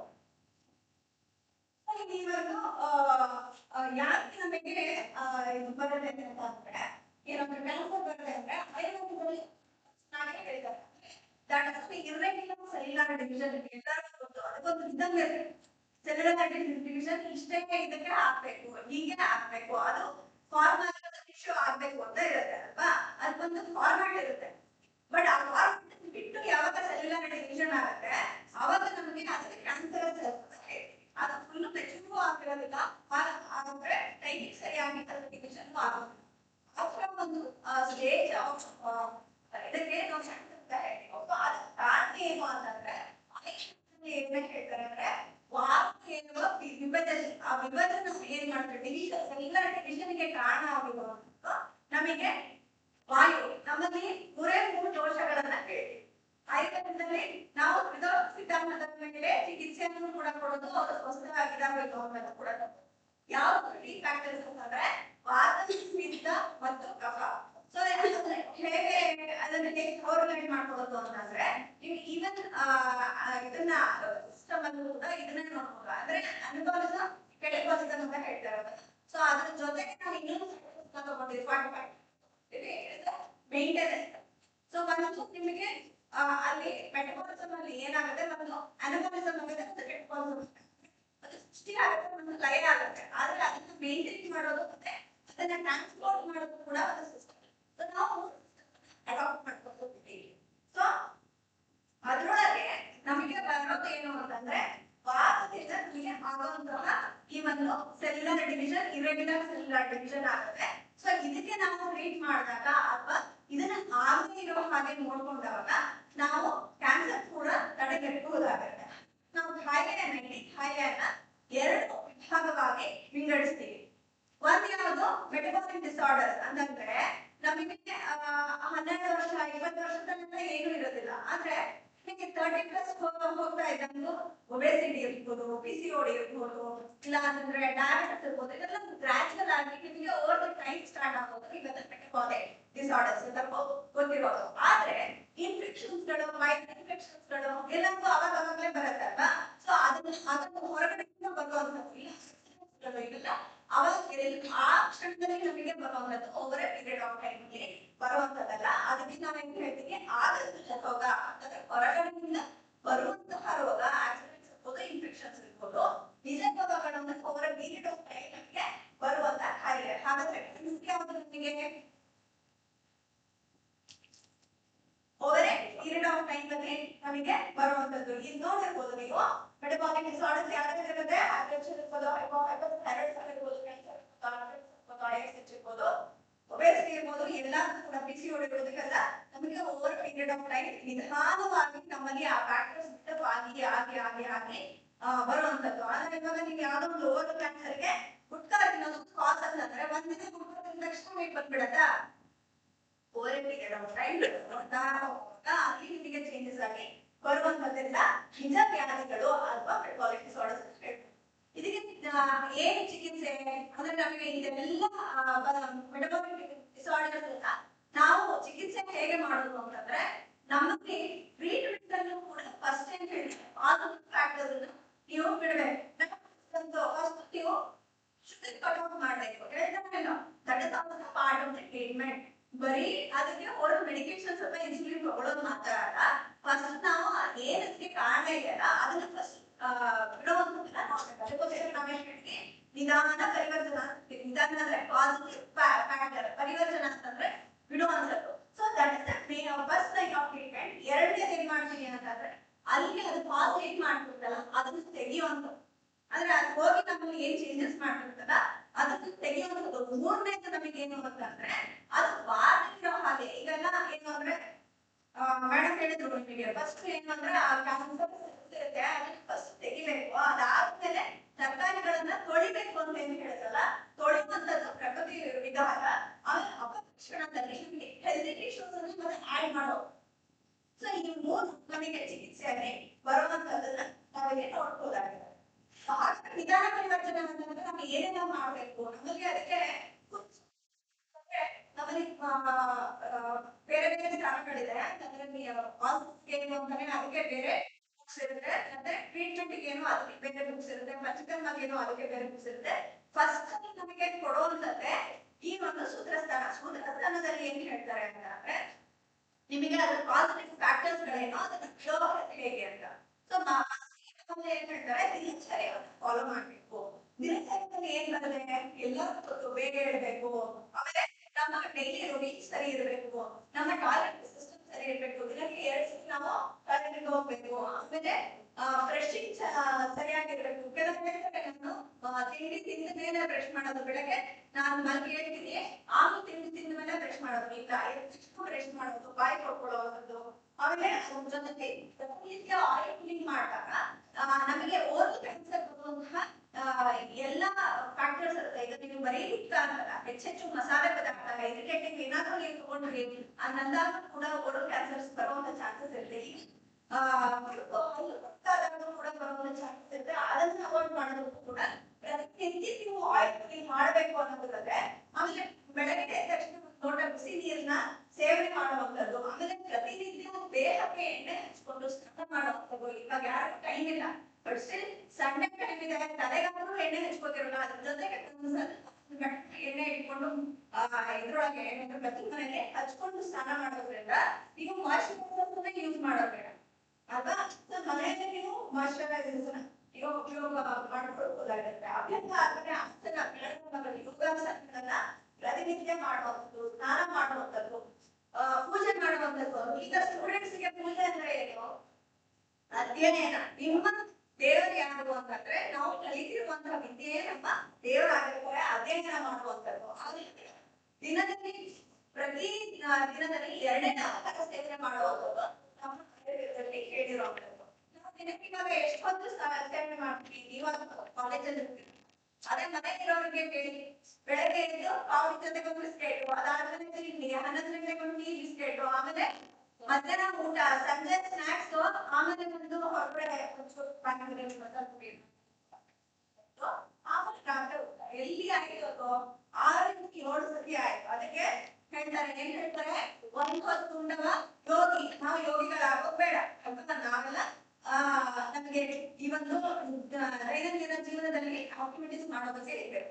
2 ಹೊತ್ತು ಉಂಡವ ಯೋಗಿಗಳಾಗಬೇಡ, 3 ಹೊತ್ತು ಉಂಡವ ರೋಗಿಗಳಾಗೋದು ಬೇಡ, 4 ಹೊತ್ತು ಉಂಡವ ಹೊತ್ಕೊಂಡು ಹೋಗಿ ಅಂತ. 6 ಹೊತ್ತು ಉಂಡವರಿಗೆ ಏನಾಗುತ್ತೆ? ಆಬ್ವಿಯಸ್ಲಿ ಓವರ್ ನ್ಯೂಟ್ರಿಷನ್ ಇಂದ ಆಗುವಂತ ಎಲ್ಲ ಮೆಟಬಾಲಿಕ್ ಡಿಸಾರ್ಡರ್ಸ್ಗಳು ಕೂಡ ಅವರಿಗೆ ಬರುವಂತದ್ದು ಕಡ್ಡಾಯವಾಗಿರುತ್ತೆ. ನಾವೇನ್ ಮಾಡ್ಬೇಕು? ಆಹಾರನ 2 ದಿನಕ್ಕೆ 2 ಕೊಡ್ಬೇಕು. ಅದ್ರ ಜೊತೆಗೆ ಹಗಲು ನಿದ್ದೆಯನ್ನ ಮಾಡಬಾರ್ದು. ಓಕೆನಾ? ಆಮೇಲೆ ಮಿತವಾದ ಆಹಾರವನ್ನ ನಾವು ತಗೊಳ್ಬೇಕು. ಆಮೇಲೆ ನ್ಯಾಚುರಲ್ ಅಡ್ಜಸ್ಟ್, ನಿಮಗೆ ಸೀನ್ ಬರೋದು, ಕೆಮ್ಮು ಬರೋದಿರ್ಬಹುದು, ಉತ್ತರಕ್ಕೆ ಹೋಗುವಂತದ್ದು ಇರ್ಬಹುದು, ಇಲ್ಲ ಮಲಕ್ಕೆ ಹೋಗುವಂತಿರೋದು, ಇದನ್ನ ಕಟ್ಕೊಳ್ಳುವಂಥದ್ದು ಹೆಣ್ಣು ಮಕ್ಕಳು ಹೆಚ್ಚಾಗಿ ಮಾಡುವಂಥದ್ದು. ಸೊ ಕಟ್ಕೊಳ್ಳುವಂಥದ್ದನ್ನ ಮಾಡಬಾರ್ದು. ಅದರಿಂದ ಕೂಡ ನಮಗೆ ಹೆಚ್ಚು ಕಾಯಿಲೆ ಬರುವಂತದ್ದನ್ನು ಅಲ್ಲಿ ನೋಡ್ಬೇಕಾಗುತ್ತೆ. ಇನ್ನ 2ನೇದು ನಮ್ಮಲ್ಲಿ ಏನ್ ಹೇಳಿರ್ತಾರೆ? ಋತುಚರ್ಯ. ಸೊ ಋತುಚರ್ಯ ಅಂತಂದ್ರೆ ಸೀಸನಲ್ ಆಗಿ ನಾವು ಏನೆಲ್ಲ ಮಾಡಬೇಕು ಅಂತ ಹೇಳ್ಬಿಟ್ಟು ಫ್ರೂಟ್ಸ್ ಅಂಡ್ ವೆಜಿಟೇಬಲ್ಸ್ ಅನ್ನ ನಿಮ್ಗೆ ಈಗ ಫ್ರೋಸನ್ ಏನು ಅಂತಂದ್ರೆ ಮಟರ್ಸ್ ಅಲ್ವಾ, ಬಟಾಣಿ, ಫ್ರೋಸನ್ ಬಟಾಣಿಗಳು ಯಾವ ಕಾಲದಲ್ಲೂ ಕೂಡ ಸಿಗತ್ತೆ. ಆದ್ರೆ ಬಟಾಣಿ ಬರೋಂತ ಟೈಮ್ ಯಾವುದು? ಚಳಿಗಾಲ ಅಲ್ವಾ. ಅವರೆಕಾಳು, ಬಟಾಣಿ ಎಲ್ಲ ಸಿಗುವಂಥದ್ದು ಚಳಿಗಾಲದಲ್ಲಿ ನಮಗೆ ಹೆಚ್ಚು ಎನರ್ಜಿ ಬೇಕಾಗಿರುತ್ತೆ. ಅದಕ್ಕೋಸ್ಕರ ನಮ್ಮ ನೇಚರ್ ನಮಗೆ ಆ ಎನರ್ಜಿಯನ್ನ ಕೊಡೋದಕ್ಕೆ ಇದರ ಕಾಳುಗಳನ್ನ ಕೊಟ್ಟಿರುತ್ತೆ. ಆದ್ರೆ ನಿಮ್ಗೆ ಚಳಿಗಾಲ ಮುಗಿದು ಅನ್ನೋದಕ್ಕೆ ಬೀದಿ ಬದಿಗೆಲ್ಲ ಏನ್ ಹಾಕೊಂಡಿರ್ತಾರೆ?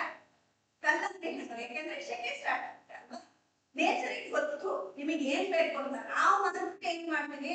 ಇಲ್ಲ, ನನಗೆ ಆಸೆ ರುಚಿ ಆಗಿರ್ಬೇಕು, ಅದಕ್ಕೋಸ್ಕರ ಎಲ್ಲ ಟೈಮಲ್ಲೂ ಅದನ್ನ ತಿನ್ನುವಂಥದ್ದು. ಆದ್ರಿಂದ ಸೀಸನಲ್ ಫ್ರೂಟ್ಸ್ ಮತ್ತೆ ವೆಜಿಟೇಬಲ್ಸ್ ತಗೊಳ್ಳೋದನ್ನ ಅಭ್ಯಾಸ ಮಾಡ್ಕೊಳ್ಬೇಕು. ಹಾಗೆ ಚಳಿಗಾಲದಲ್ಲಿ ಲಾಂಗ್ ಡ್ರೈವ್ಸ್ ಗಳಿಗೆ ಮತ್ತೆ ಓಪನ್ ಏರ್ ಅಲ್ಲಿ 2 ವೀಲರ್ ಅಲ್ಲಿ ತುಂಬಾ ಲಾಂಗ್ ಆಗಿ ಹೋಗುವಂತದ್ದು ಮಾಡಬಾರ್ದು. ಕಿವಿ ಮತ್ತು ತಲೆಯನ್ನ ಹೆಚ್ಚಾಗಿ ಕವರ್ ಮಾಡ್ಕೊಂಡಿರ್ಬೇಕು. ಹಾಗೆ ಸಮ್ಮರ್ ಅಲ್ಲಿ ಹೆಚ್ಚು ಲಿಕ್ವಿಡ್ ಅನ್ನ ಇಂಟೇಕ್ ಮಾಡಬೇಕು. ಹಾಗೆ ರೈನಿ ಸೀಸನ್ ಅಲ್ಲಿ ನಾವು ಕುದಿಸಿ ಆರಿಸಿದ ನೀರನ್ನೇ ನಾವು ಹೆಚ್ಚು ತಗೋಬೇಕು. ನೀವು ರೈನಿ ಸೀಸನ್ ಬಂದ ತಕ್ಷಣ ಏನ್ ಶುರುವಾಗುತ್ತೆ? ಜಾಂಡೀಸ್ ಶುರುವಾಗುತ್ತೆ ಅಲ್ವಾ. ಸೊ ಇಲ್ಲ ಮಲೇರಿಯಾ, ಚಿಕನ್ ಗುನ್ಯಾ ಬಂದು ಈ ತರದೊಂದು ಸ್ಟಾರ್ಟ್ ಆಗುತ್ತೆ. ಇಲ್ಲ ಅಂದ್ರೆ ವಾಟರ್ ಬಾರ್ನ್ ಡಿಸೀಸಸ್ಗಳು ಹೆಚ್ಚಾಗಿ ಬರುವಂತದನ್ನ ನಾವು ನೋಡ್ಬೋದು. ಅವಾಗ ಕುದಿಸಿ ಆರಿಸಿದ ನೀರನ್ನ ನಾವು ಸೇವನೆ ಮಾಡ್ಬೇಕು. ಇದರೊಳಗೆ ನೀರಿನ ಕೂಡ ಅಷ್ಟೇ, ನಾವು ದಿನದಲ್ಲಿ ಎಷ್ಟು ಪ್ರಮಾಣದ ನೀರನ್ನ ಸೇವನೆ ಮಾಡಬೇಕು? ದಿನಕ್ಕೆ 5 ಲೀಟರ್ ನೀರು ಸೇವನೆ ಮಾಡಿ, 6 ಲೀಟರ್ ಸೇವನೆ ಮಾಡಿ, ಅದು ಫ್ರೆಶ್ ಆಗೋದ್ರಿಂದ ಟಾಕ್ಸಿನ್ಸ್ ಎಲ್ಲ ತೆಗೆಯುತ್ತೆ. ಖಂಡಿತ ನಮ್ದು ಸಿಸ್ಟಮ್ ಡ್ರೈನೇಜ್ ಸಿಸ್ಟಮ್ ತರ ನಿಮಗೆ ನೀರಿಗೂ ಕೂಡ ಅಷ್ಟೇ ಪ್ರಾಮುಖ್ಯತೆ ಇರೋದ್ರಿಂದ ನಾವೇನ್ ಮಾಡ್ಬೇಕು? ದಿನಕ್ಕೆ ನಾವು ಬೆಳಗ್ಗೆ 300 ml ನೀರು, ಆಮೇಲೆ ನಮಗೆ ಯಾವಾಗ ಬಾಯಾರಿಕೆ ಆಗುತ್ತೆ ಸಿಪ್ ಬೈ ಸಿಪ್ ವಾಟರ್ ಕುಡಿಯುವಂಥದ್ದನ್ನ ನಾವು ಅಭ್ಯಾಸವನ್ನ ಮಾಡ್ಕೊಳ್ಬೇಕು. ಆಹಾರಕ್ಕೂ ಅಷ್ಟೇ ಎಷ್ಟು ಸೇವನೆ ಮಾಡ್ಬೇಕು ಅಂದ್ರೆ 2 ಆಹಾರ ಕಂಪ್ಲೀಟ್ ಆಹಾರ 2 ದೋಸೆ ತಿಂದ್ರೆ 2 ಚಪಾತಿ ತಿಂದ್ರೆ ಮುಗಿಸಲೇ ಇಲ್ಲ. ಅದ್ರೊಳಗೆ ಕಾಳುಗಳಿರ್ಬೇಕು, ಬೇಯಿಸಿರೋ ತರಕಾರಿ ಇರ್ಬೇಕು, ಸ್ವಲ್ಪ ಪ್ರಮಾಣದ ಸ್ವೀಟ್ಸ್ ಇರ್ಬೇಕು, ಹಸಿ ತರಕಾರಿಗಳು ಇರ್ಬೇಕು, ಹಾಗೆ ಅನ್ನ ಇರ್ಬೇಕು, ಸಾಂಬಾರ್ ಇರ್ಬೇಕು. ಪ್ರೋಟೀನ್ಸ್ ಕೂಡ ಇರುವಂತದ್ದನ್ನ ನಾವೇನ್ ನೋಡ್ಬೇಕು? ಮಿತವಾದ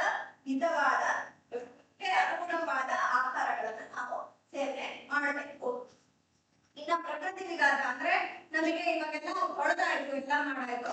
ಈಗ ಹೊಸದನ್ನ ಹೇಗೆ ನಾವು ಒಳ್ಳೆ ಕೆಲಸನ ಹೇಗೆ ಇಂಪ್ಲಿಮೆಂಟ್ ಮಾಡೋದು ಅಂತಂದ್ರೆ ನಮ್ಮಲ್ಲಿ ಇದು ಶೋಧನ ಅಂತ ಹೇಳ್ತಾರೆ. ಶೋಧನ ಅಂತಂದ್ರೆ ನಾವು ವರ್ಷದಲ್ಲಿ ಬಸ್ತಿ ಚಿಟ್ಟೆ ಪಂಚಕರ್ಮದಲ್ಲಿ ಬರುವಂತದ್ದು 5 ಕರ್ಮಗಳು ಯಾವ್ಯಾವ್ದು ಅಂತಂದ್ರೆ ಪವನ, ವಿರೇಚನ, ಬಸ್ತಿ, ರಕ್ತಮೋಕ್ಷಣ. ಇದ್ರೊಳಗೆ ನಾವು ವರ್ಷದಲ್ಲಿ ಬಸ್ತಿಯನ್ನ ನಾವು ತಗೊಳ್ಬೇಕು, ಹಾಗೆ ಶರದ್ ಋತುವಲ್ಲಿ ವಿರೇಚನವನ್ನ ತಗೋಬೇಕು, ವಸಂತ ಋತುವಲ್ಲಿ ವಮನವನ್ನ ತಗೋಬೇಕು. ಇದ್ಯಾಕೆ ಕಾಯಿಲೆಗಳನ್ನು ತಗೊಳ್ಳೋದ? ಖಂಡಿತ ಇಲ್ಲ. ಯಾರು ಸ್ವಸ್ಥವಾಗಿರ್ತಾರೆ ಅವರಿಗೆ ಕಾಯಿಲೆ ಬರೋದು ಬೇಡ ಅಂತ ಇರ್ತೋ ಅಂತವ್ರು ಈ ಒಂದು ಚಿಕಿತ್ಸೆಗಳನ್ನ ತಗೊಂಡು ಕೂಡ ಈ ಒಂದು ಕಾಯಿಲೆಗಳನ್ನ ಅವಾಯ್ಡ್ ಮಾಡಬಹುದಾಗಿರುತ್ತೆ. ಈಗ ಹೆರಿಡಿಟಿಯಿಂದ ಬರುತ್ತೆ ಕ್ಯಾನ್ಸರ್, ಕೆಲವರಿಗೆ ವಂಶೀಯವಾಗಿ ಬರುತ್ತೆ ಅಂತ ಗೊತ್ತಿರುವಾಗ ನಾವು ಏನ್ ಮಾಡ್ಬೇಕು, ನಾವು 40+ ಅಥವಾ 30+ ನಮಗೆ ಮೆಟಬಾಲಿಕ್ ಡಿಸಾರ್ಡರ್ ಸ್ಟಾರ್ಟ್ ಆಗ್ತಿದೆ ಅನ್ನೋರಿಗೆ ಈ ಒಂದು ಮೆಜರ್ಸ್ ಅನ್ನ ತಗೊಂಡಾಗ ನಾವು ಕ್ಯಾನ್ಸರ್ ಅಂತ ಕಾಯಿಲೆಗಳನ್ನ ಕೂಡ ಮಾಡ್ತೀವಿ. ಹಾಗಾದ್ರೆ ನಾವು ನೆಕ್ಸ್ಟ್ ಟೈಮ್ ಮಾಡ್ಬೋದು ಅಂತ ಅಂದ್ರೆ ಈಗ ಕೀಮೋಥೆರಪಿ ತಗೊಳ್ತಾ ಇರ್ಬೇಕಾದ್ರೆ ನಾವು ಏನ್ ಮಾಡಬಹುದು ಅಂತಂದ್ರೆ ಅದಕ್ಕಿಂತ ಮುಂಚೆ ಆಯುರ್ವೇದದಲ್ಲಿ ಕ್ಯಾನ್ಸರ್ಗೆ ಏನ್ ಚಿಕಿತ್ಸೆ ಇದೆ ಅಂದ್ರೆ ನಮ್ಮಲ್ಲಿ ಹೇಳಿರೋದು ಶಸ್ತ್ರಕರ್ಮ, ಅಗ್ನಿಕರ್ಮ ಮತ್ತು ಕ್ಷಾರಕರ್ಮ ಅಂತ ಹೇಳ್ಬಿಟ್ಟು. ಶಸ್ತ್ರಕರ್ಮ ಎಲ್ಲರೂ ಗೊತ್ತಿರೋದು ಸರ್ಜರಿ, ಏನು ಟ್ಯೂಮರ್ಸ್ ಇರುತ್ತೆ ಅದನ್ನ ತೆಗೆದು ಹಾಕುವಂಥದ್ದು ಸರ್ಜರಿ. ಅಗ್ನಿಕರ್ಮ ಅಂತ ಅಂದ್ರೆ ರೇಡಿಯೋಥೆರಪಿ. ಅದು ಅಲೋಪತಿಯಲ್ಲಿ ಆ ಸಿಸ್ಟಮ್ ಅನ್ನ ತುಂಬಾ ಚೆನ್ನಾಗಿ ಡೆವಲಪ್ ಮಾಡಿದ್ದಾರೆ. ಸೊ ಅದೇ ಇದಕ್ಕೆ ಹೋಗ್ಬೋದಾಗಿರುತ್ತೆ. ಕ್ಷಾರಕರ್ಮ ಅಂತ ಅಂದ್ರೆ ಏನು ಅಂದ್ರೆ ನಮ್ಮಲ್ಲಿ ಬೇರೆ ಬೇರೆ ತರ ಕ್ಷಾರಗಳಿರುತ್ತೆ. ಆಮೇಲೆ ಇವತ್ತಿಗೆ ಯಾವುದೇ ಕ್ಯಾನ್ಸರ್ದು ಪೇಪರ್ಸ್ ಅನ್ನ ನೋಡಿದ್ರು ಕೂಡ ಇದಕ್ಕೆ ನಮ್ಮ ಬ್ಲಡ್ pH ಲೆವೆಲ್ ಆಕ್ಸಿಡೆಂಟ್ ಆಗಿರೋದ್ರಿಂದನೇ ಈ ಕ್ಯಾನ್ಸರ್ ಸೆಲ್ಸ್ ಗಳು ಜಾಸ್ತಿ ಆಗ್ತಾ ಇರೋದು ಅನ್ನೋದು ಇದೆ. ಅದಕ್ಕೋಸ್ಕರ ನಮ್ಮಲ್ಲಿ ಆಯುರ್ವೇದದಲ್ಲಿ ತುಂಬಾ ವರ್ಷಗಳ ಹಿಂದೆ, 1000 ವರ್ಷಗಳ ಹಿಂದೆನೆ ಹೇಳಿದ್ದಾರೆ, ಇದು ಆಕ್ಸಿಡೆಂಟ್ ಆಗಬಾರ್ದು ಅಂದ್ರೆ ಅದಕ್ಕೆ ಕ್ಷಾರವನ್ನು ಕೊಡ್ಬೇಕು, ಆಲ್ಕಲೈನ್ ಕೊಡ್ಬೇಕು. ಕ್ಷಾರ ಅಂದ್ರೆ ಏನು? ಆಲ್ಕಲೈನ್. ಸೊ ಈ ಆಲ್ಕಲೈನ್ ಅನ್ನ ನಾವು ಕೊಡ್ಬೇಕು, ಅದು ಕ್ಷಾರದ ಮೂಲಕ ಕೊಡ್ಬೇಕು. ಕ್ಷಾರ ಹೇಗೆ ಕೊಡ್ಬೇಕು ಅಂದ್ರೆ ನಾವು ಔಷಧಿಯ ರೂಪದಲ್ಲಿ ಹೊಟ್ಟೆಗೂ ಕೊಡಬಹುದು, ಬಸ್ತಿಯ ಮುಖಾಂತರ ಕೊಡ್ಬೋದು, ಬೇರೆ ಯಾವುದೇ ರೀತಿಯಲ್ಲಿ ಕೂಡ ನಾವು ಕೊಡ್ಬೋದಾಗುತ್ತೆ. ಇದು ಆಯುರ್ವೇದದಲ್ಲಿ ಚಿಕಿತ್ಸೆಯನ್ನ ಹೇಳಿರುವಂತದ್ದು. ಹಾಗೆ ಇನ್ನ ನಮಗೆ ಕೀಮೋಥೆರಪಿಗೆ ಬಂದ್ರು, ಅವ್ರು ತಗೊಳ್ತಾ ಇದ್ದಾರೆ, ಅವರಿಗೆ ಅವಾಗ ಏನೆಲ್ಲ ಸೈಡ್ ಎಫೆಕ್ಟ್ಸ್ ಬರುತ್ತೆ? ಇಮ್ಯೂನ್ ಸಿಸ್ಟಮ್ ವೀಕ್ ಆಗುತ್ತೆ, ಅನೀಮಿಯಾ ಇರುತ್ತೆ, ಆಮೇಲೆ ಬ್ಲೀಡಿಂಗ್ ಇರುತ್ತೆ, ಅವರಿಗೆ ನಾಸಿಯಾ, ವಾಮಿಟಿಂಗ್ ಇರುತ್ತೆ, ಫೆಟಿಗ್ನೆಸ್ ಇರುತ್ತೆ, ನ್ಯೂರೋಪತಿಗಳಿರುತ್ತೆ, ಪೇನ್ ಇರುತ್ತೆ, ಕಾನ್ಸ್ಟಿಪೇಷನ್ ಇರುತ್ತೆ, ಗಳಿರುತ್ತೆ. ಇದಕ್ಕೆಲ್ಲ ಏನ್ ಮಾಡ್ಬೋದು ಅಂತಂದ್ರೆ ಅವರಿಗೆ ಅಭ್ಯಂಗವನ್ನ ಮಾಡ್ಬೋದು. ಇಮ್ಯುನಿಟಿ ಲೆವೆಲ್ ಕಡಿಮೆ ಆಗಿದೆ, ತುಂಬಾ ತೆಳ್ಳಗಾಗಿದ್ದಾರೆ ಅಂದ್ರೆ ನಾವು ಶಸ್ತ್ರಚಿಕಿತ್ಸೆ ಅಂತ ಬೇರೆ ಬೇರೆ ತರದ ಅಭ್ಯಂಗಗಳನ್ನ ಮಾಡ್ತೀವಿ, ಅದನ್ನೆಲ್ಲ ಮಾಡಬಹುದಾಗಿರುತ್ತೆ. ಸಾಕಷ್ಟು ನಮ್ಮಲ್ಲಿ 60 ಉಪಕರ್ಮಗಳಿದೆ, 60 ರೀತಿಯ ಉಪಕರ್ಮಗಳಿದೆ, ಷಷ್ಠಿ ಉಪಕ್ರಮಗಳು ಅಂತ ಹೇಳ್ತೀವಿ. ಅದರಲ್ಲಿ ಯಾವ್ಯಾವ್ದು ಬೇಕು ಅದನ್ನ ಆಯ್ಕೆ ಮಾಡಬಹುದು, ನಾವು ಅದಕ್ಕೆ ಚಿಕಿತ್ಸೆಗಳನ್ನ ಕೊಡ್ಬೋದಾಗಿರುತ್ತೆ. ಸೊ ಯಾವಾಗ ಈ ತರ ಒಂದು ಸೊಲ್ಯೂಷನ್ ನಮ್ಮ ಸಮಾಜಕ್ಕೆ ಬರುತ್ತೆ ಅವಾಗ ಏನಾಗುತ್ತೆ, ಈ ಕ್ಯಾನ್ಸರ್ ಪೇಷಂಟ್ಸ್ ಕೂಡ ಒಂಥರ ಫ್ರಸ್ಟ್ರೇಷನ್ ಆಗಲ್ಲ, ಡಿಪ್ರೆಷನ್ ಹೋಗಲ್ಲ. ಅವ್ರಿಗೆ ಒಂದು ಯಾಕೆ ಜನ ಡಿಪ್ರೆಷನ್ ಹೋಗ್ತಾರೆ ಅಂದ್ರೆ ಇದಕ್ಕೆ ಸೊಲ್ಯೂಷನ್ ಇಲ್ಲ. ಸೊಲ್ಯೂಷನ್ ಇಲ್ಲ ಇಲ್ಲ ಸೊಲ್ಯೂಷನ್ ನ ಸರಿಯಾಗಿ ಅವ್ರು ಅಪ್ರೋಚ್ ಮಾಡ್ತಿಲ್ಲ ಅಂತ. ಎಲ್ಲಾ ಪ್ರಾಬ್ಲಮ್ಸ್ ಕೂಡ ಸೊಲ್ಯೂಷನ್ಸ್ ಇರುತ್ತೆ. ಆ ಸೊಲ್ಯೂಷನ್ ಗೆ ಕರೆಕ್ಟ್ ಆಗಿ ಅಪ್ರೋಚ್ ಮಾಡಿದಾಗ ಖಂಡಿತವಾಗಿ ಇದಕ್ಕೆ ಅವರು ಸರಿಯಾಗಿ ಅದನ್ನ ಮಾಡ್ಕೊಂಡು ಹೋಗ್ಬೋದಾಗುತ್ತೆ. ಸೊ ಪ್ರಿವೆನ್ಷನ್ ನೋಡಿದ್ರೆ, ಆಯುರ್ವೇದದಲ್ಲಿ ಟ್ರೀಟ್ಮೆಂಟ್ ನೋಡಿದ್ರೆ, ಹಾಗೆ ನಮಗೆ ಬೇರೆ ತರದ ಸೈಡ್ ಎಫೆಕ್ಟ್ಸ್ ಇದ್ದಾವಾಗ ಅದಕ್ಕೆ ನಮ್ಮಲ್ಲಿ ಏನೆಲ್ಲ ಹೆಲ್ಪ್ ಮಾಡಬಹುದು ಅನ್ನೋದು ಕೂಡ ನೋಡ್ರೆ. ಸೊ ಈ ಒಂದು ಮೆಥಡ್ಸ್ ಗಳನ್ನ ನೀವು ಉಪಯೋಗಿಸ್ಕೊಂಡು ನಿಮ್ಮ ಕ್ಯಾನ್ಸರ್ ಚಿಕಿತ್ಸೆಯನ್ನ ಮಾಡಬಹುದು ಅಂತ ಹೇಳ್ತಾ ನಾನು ಅದನ್ನ ಮುಗಿಸ್ತೀನಿ.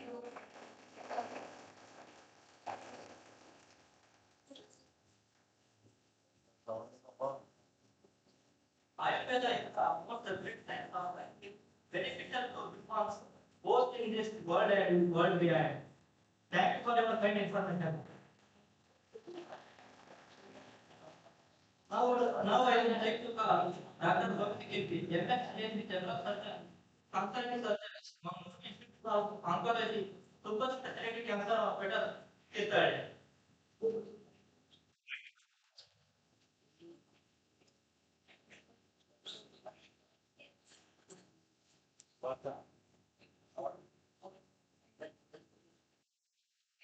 ನಮಸ್ಕಾರ ಎಲ್ಲರಿಗೂ. ನಾನು ಡಾಕ್ಟರ್ ಭವ್ಯ, ಜನರಲ್ ಸರ್ಜನ್, ಸರ್ಜನ್ ಆಗಿ MI ಹಾಸ್ಪಿಟಲ್, ಕ್ಯಾನ್ಸರ್ ಹಾಸ್ಪಿಟಲ್, ಹೊಸದಾಗಿ ಓಪನ್ ಆಗಿರೋ ಹಾಸ್ಪಿಟಲ್ ಕೆಲಸ ಮಾಡ್ತಾ ಇದ್ದೀನಿ. ಅದು ಮೇನ್ ಬ್ರಾಂಚ್ ಬಂದು ಮಂಗಳೂರಲ್ಲಿದೆ. ಸೊ ಆ ಬ್ರಾಂಚ್ ಗಳಿಗೆ 14 ವರ್ಷಗಳಾಗಿವೆ. ಸೆಕೆಂಡ್ ಬ್ರಾಂಚ್ ಬಂದು ಉಡುಪಿ ಸ್ಟಾರ್ಟ್ ಆಗಿದೆ. ಅದು ಆಲ್ಮೋಸ್ಟ್ 1.5 years ಆಯ್ತು ಸ್ಟಾರ್ಟ್ ಆಗಿದೆ. ಬೇಕಿಲ್ಲ ನಮ್ಮ ಹಾಸ್ಪಿಟಲ್ ಸ್ಟಾರ್ಟ್ ಆಗಿ ಆಲ್ಮೋಸ್ಟ್ 6 months ಆಗಿದೆ. ನಮ್ಮ P30 ಬ್ರಾಂಚ್ ಸ್ಟಾರ್ಟ್ ಆಗಿ 6 months ಆಗಿದೆ. ನಮ್ದು 50 ಬೆಡ್ ಹಾಸ್ಪಿಟಲ್, 50 ಬೆಡ್ ಹಾಸ್ಪಿಟಲ್. ಇಲ್ಲಿ ನಾವು ಸರ್ಜರಿ, ಕೀಮೋಥೆರಪಿ, ರೇಡಿಯೇಷನ್ ಈ 3 ಟ್ರೀಟ್ಮೆಂಟ್ ಕೊಡ್ತೀವಿ. ನಮ್ಮಲ್ಲಿ 3 ಡಾಕ್ಟರ್ಸ್ ಇದ್ದೀವಿ. ನಾನು ಡಾಕ್ಟರ್ ಮೊನ್ನೆ general surgeon. So general surgeon ಅಂದ್ರೆ ಏನು, ಯಾರಾದ್ರೂ ಏನಾದ್ರು ಐಡಿಯಾ ಇದೆಯಾ? ಇಲ್ಲ ಅವರೇ OP ಸಿಸ್ಟರ್ಸ್ ಇದ್ದೀರಾ, ಲ್ಯಾಬ್ ಟೆಕ್ನಿಷಿಯನ್ಸ್ ಇದ್ದೀರಾ? ನಿಮ್ಮೆಲ್ಲರಿಗೂ ಬೇಸಿಕ್ ಐಡಿಯಾ ಇರಬೇಕು. ಸೊ ಸರ್ಜರಿ ಅಂದ್ರೆ ಯಾವ ಡಿಪಾರ್ಟ್ಮೆಂಟ್ ಬರುತ್ತೆ? ಆಪರೇಷನ್ ವಿಭಾಗ. ಯಾವ ಆಪರೇಷನ್ ಗೊತ್ತು ನಿಮ್ಗೆ? ಕೇಳಿಸ್ತಿಲ್ಲ ನನಗೆ. ಯಾವ ಆಪರೇಷನ್ ಗೊತ್ತು?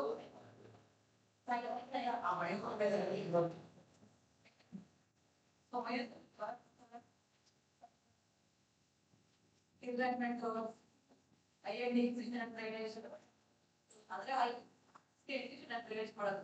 ಡಿಪಾರ್ಟ್ಮೆಂಟ್ ಅಂದ್ರೆ ಕಾಯಿಲೆ ಟ್ರೀಟ್ಮೆಂಟ್ ಡಿಪಾರ್ಟ್ಮೆಂಟ್ ಅಂತ ಹೇಳಿ. ಸೊ ಇದೆಲ್ಲ ಫೈನಲ್.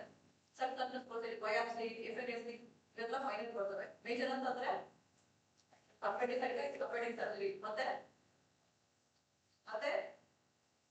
ಅಪೆಂಡಿಕ್ ಮಾತ್ರ ನಮ್ಮ ದೇಹದಲ್ಲಿ ಇರೋದು ಸರ್ಜರಿ. ಆಮೇಲೆ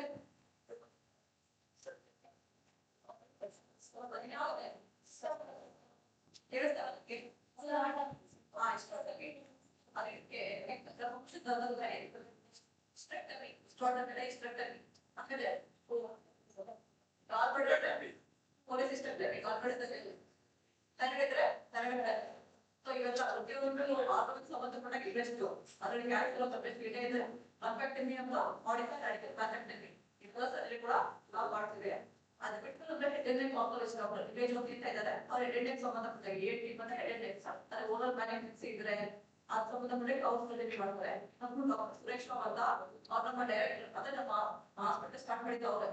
ಸೊ ಅವರು ಕೂಡ ಮಂತ್ಲಿ ಒನ್ಸ್ 10 days ಬಂದು ಹೋಗ್ತಾರೆ ನಮ್ಮ ಹಾಸ್ಪಿಟಲ್ಗೆ. ಯೂಶುವಲ್ ಮಂಗಳೂರು ಅವೈಲಬಿಲಿಟಿ ಇರೋದು. ಸೊ ನಮ್ಮ ಹಾಸ್ಪಿಟಲ್ಗೆ ಮತ್ತೆ 10 days ಬಂದು ಅಟ್ಲೀಸ್ಟ್ 8 to 10 days ಕನ್ಸಲ್ಟೇಷನ್ ನೋಡಿ ಹೋಗ್ತಾರೆ. ಸೊ ಇವೆಲ್ಲ ಡಾಕ್ಟರ್ಸ್ ಇದ್ದೀವಿ. ಅಂದ್ರೆ ಫೆಸಿಲಿಟೀಸ್ ರೇಡಿಯೇಷನ್ ಇದೆ, ಕೀಮೋಥೆರಪಿ ಇದೆ ಮತ್ತೆ surgery. So cancer related surgery ಮತ್ತೆ ಜನರಲ್ ಸರ್ಜರೀಸ್ ಏನೇನು ಹೇಳೋದು ಅದೆಲ್ಲ ಸರ್ಜರಿ ಫೆಸಿಲಿಟಿ ಕೂಡ ಇದೆ. ಸೊ ಸ್ಕೀಮ್ಸ್ ಬಂದ್ರೆ ಆಯುಷ್ಮಾನ್ ಭಾರತ್ ಇರ್ಬೋದು, ಜ್ಯೋತಿ ಸಂಜೀವಿನಿ ಇರ್ಬೋದು, ಅದೇ ಯಶಸ್ವಿನಿ ಇವೆಲ್ಲ ಸ್ಕೀಮ್ಸ್ ಕೂಡ ನಾವು ಅಪ್ಲೈ ಮಾಡಿದ್ದೀವಿ. 2 weeks ಅಲ್ಲಿ ಅದು ಅಪ್ರೂವಲ್ ಆಗುತ್ತೆ. ಸೊ ಅದು ಕೂಡ ಬೆನಿಫಿಟ್ ತಗೊಳ್ಬೋದು ಪೇಷಂಟ್ಸ್. ನಮ್ಮ CT ಸ್ಕ್ಯಾನ್ ಅವೈಲೇಬಲ್ ಇದೆ, ಎಕ್ಸ್ರೇ ಇದೆ, ಅಲ್ಟ್ರಾಸೌಂಡ್ ಸ್ಕ್ಯಾನ್ಸ್ ಇದೆ. ಬರೀ ಕ್ಯಾನ್ಸರ್ ಪೇಷಂಟ್ ಇಲ್ಲ, ಇವನ್ ನಾರ್ಮಲ್ ಪೇಷಂಟ್ ಕೂಡ ಇವಾಗ ಏನಾದ್ರು ಬೇಕಿತ್ತು ಅಂದ್ರೆ ಅವರು ಸ್ಕ್ಯಾನ್ ಮಾಡ್ಕೊಂಡು ರಿಪೋರ್ಟ್ ತಗೊಂಡು. ಸೊ ಎಲ್ಲ ಫೆಸಿಲಿಟೀಸ್ ಇದೆ. ಮತ್ತೆ ಹೆಲ್ಪ್ಲೈನ್ ನಂಬರ್ ಇದೆ, ಅದು ನಾವು ಹೋಗ್ತೀವಿ ಕಲೆಕ್ಟ್ ಮಾಡಿ ನಿಮ್ಗೆ ಏನು ಡೌಟ್ಸ್ ಕೂಡ ಫೋನ್ ಮಾಡಿ ಕಲೆಕ್ಟ್ ಹೋಗ್ತೀವಿ. ನಾನು ಗೊತ್ತಿರೋದು ಏನಕ್ಕೆ ಅಂತಂದ್ರೆ GI ಮ್ಯಾಲಿಗ್ನೆನ್ಸಿ ಅದ್ರ ಬಗ್ಗೆ ಡಿಸ್ಕಸ್ ಮಾಡಲಿಕ್ಕೆ. So what is GI malignancy? What is GI malignancy? Gastritis malignancy ಅಂದ್ರೆ ಹೊಟ್ಟೆ ಕಾಲು ಸಂಬಂಧಪಟ್ಟಂತ ಕ್ಯಾನ್ಸರ್ ಅಂತ ಅರ್ಥ.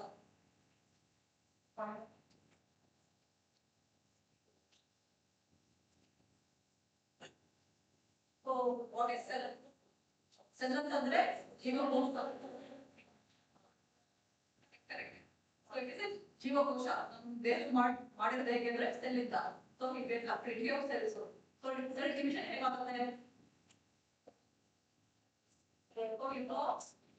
ಮೈಟೋಸಿಸ್. ಸೊ ಅದು ಕರೆಕ್ಟ್ ಆಗಿ ಸ್ಪೇಸ್ಗೆ ಹಾಕಬೇಕು ಅಂತ ಹೇಳ್ತಾರೆ. ನಮ್ಮ ಬಾಡಿಲಿ ಪ್ರತಿಯೊಂದು ಸೆಲ್ಸ್ ಟಿಶ್ಯೂಸ್ ಆಗಿ ಕನ್ವರ್ಟ್ ಆಗುತ್ತೆ. ಸೊ ಅಂದ್ರೆ ಪ್ರತಿಯೊಂದು ಆರ್ಗನ್ಗೆ ಯಾವ ಟಿಶ್ಯೂ ಇರಬೇಕು, ಯಾವ ಸೆಲ್ಸ್ ಇರಬೇಕು ಅಂತ ಇರುತ್ತೆ. ಸ್ಕಿನ್ ಅಂದ್ರೆ ಅದರ ಸೆಲ್ಸ್ ಡಿಫ್ರೆಂಟ್ ಆಗಿರುತ್ತೆ. ಇವಾಗ ಸ್ಟಮಕ್ ಇದ್ರೆ ಅದ್ರ ಸೆಲ್ ಡಿಫ್ರೆಂಟ್, ಥೈರಾಯ್ಡ್ ಇದ್ರೆ ಅದ್ರ ಸೆಲ್ ಡಿಫ್ರೆಂಟ್, ಬ್ರೆಸ್ಟ್ ಇದ್ರೆ ಅದ್ರ ಸೆಲ್ಸ್ ಡಿಫ್ರೆಂಟ್ ಆಗಿರ್ತದೆ. ಸೊ ಆ ಸೆಲ್ಸ್ ಇಷ್ಟಿಷ್ಟಲ್ಲಿ ಡಿವಿಷನ್ ಆಗಬೇಕು ಅಂತ ಇರುತ್ತೆ. ಬಟ್ ನಮ್ಮ ಕ್ಯಾನ್ಸರ್ ಏನಾಗುತ್ತೆ? irregular cell division and growth. irregular division ಆಗುತ್ತೆ, irregular growth ಆಗುತ್ತೆ. ಅದು ಕ್ಯಾನ್ಸರ್ ಗೆ ಕನ್ವರ್ಟ್ ಆಗುತ್ತೆ. So that is abnormal cell division and growth which leads to cancer. Okay, ಅದನ್ನ ಕ್ಯಾನ್ಸರ್ ಅಂತ ಕರೀತೀವಿ. ಕಾನ್ಸಂಟ್ರೇಟ್ಗೆ ಸೊ ಇದು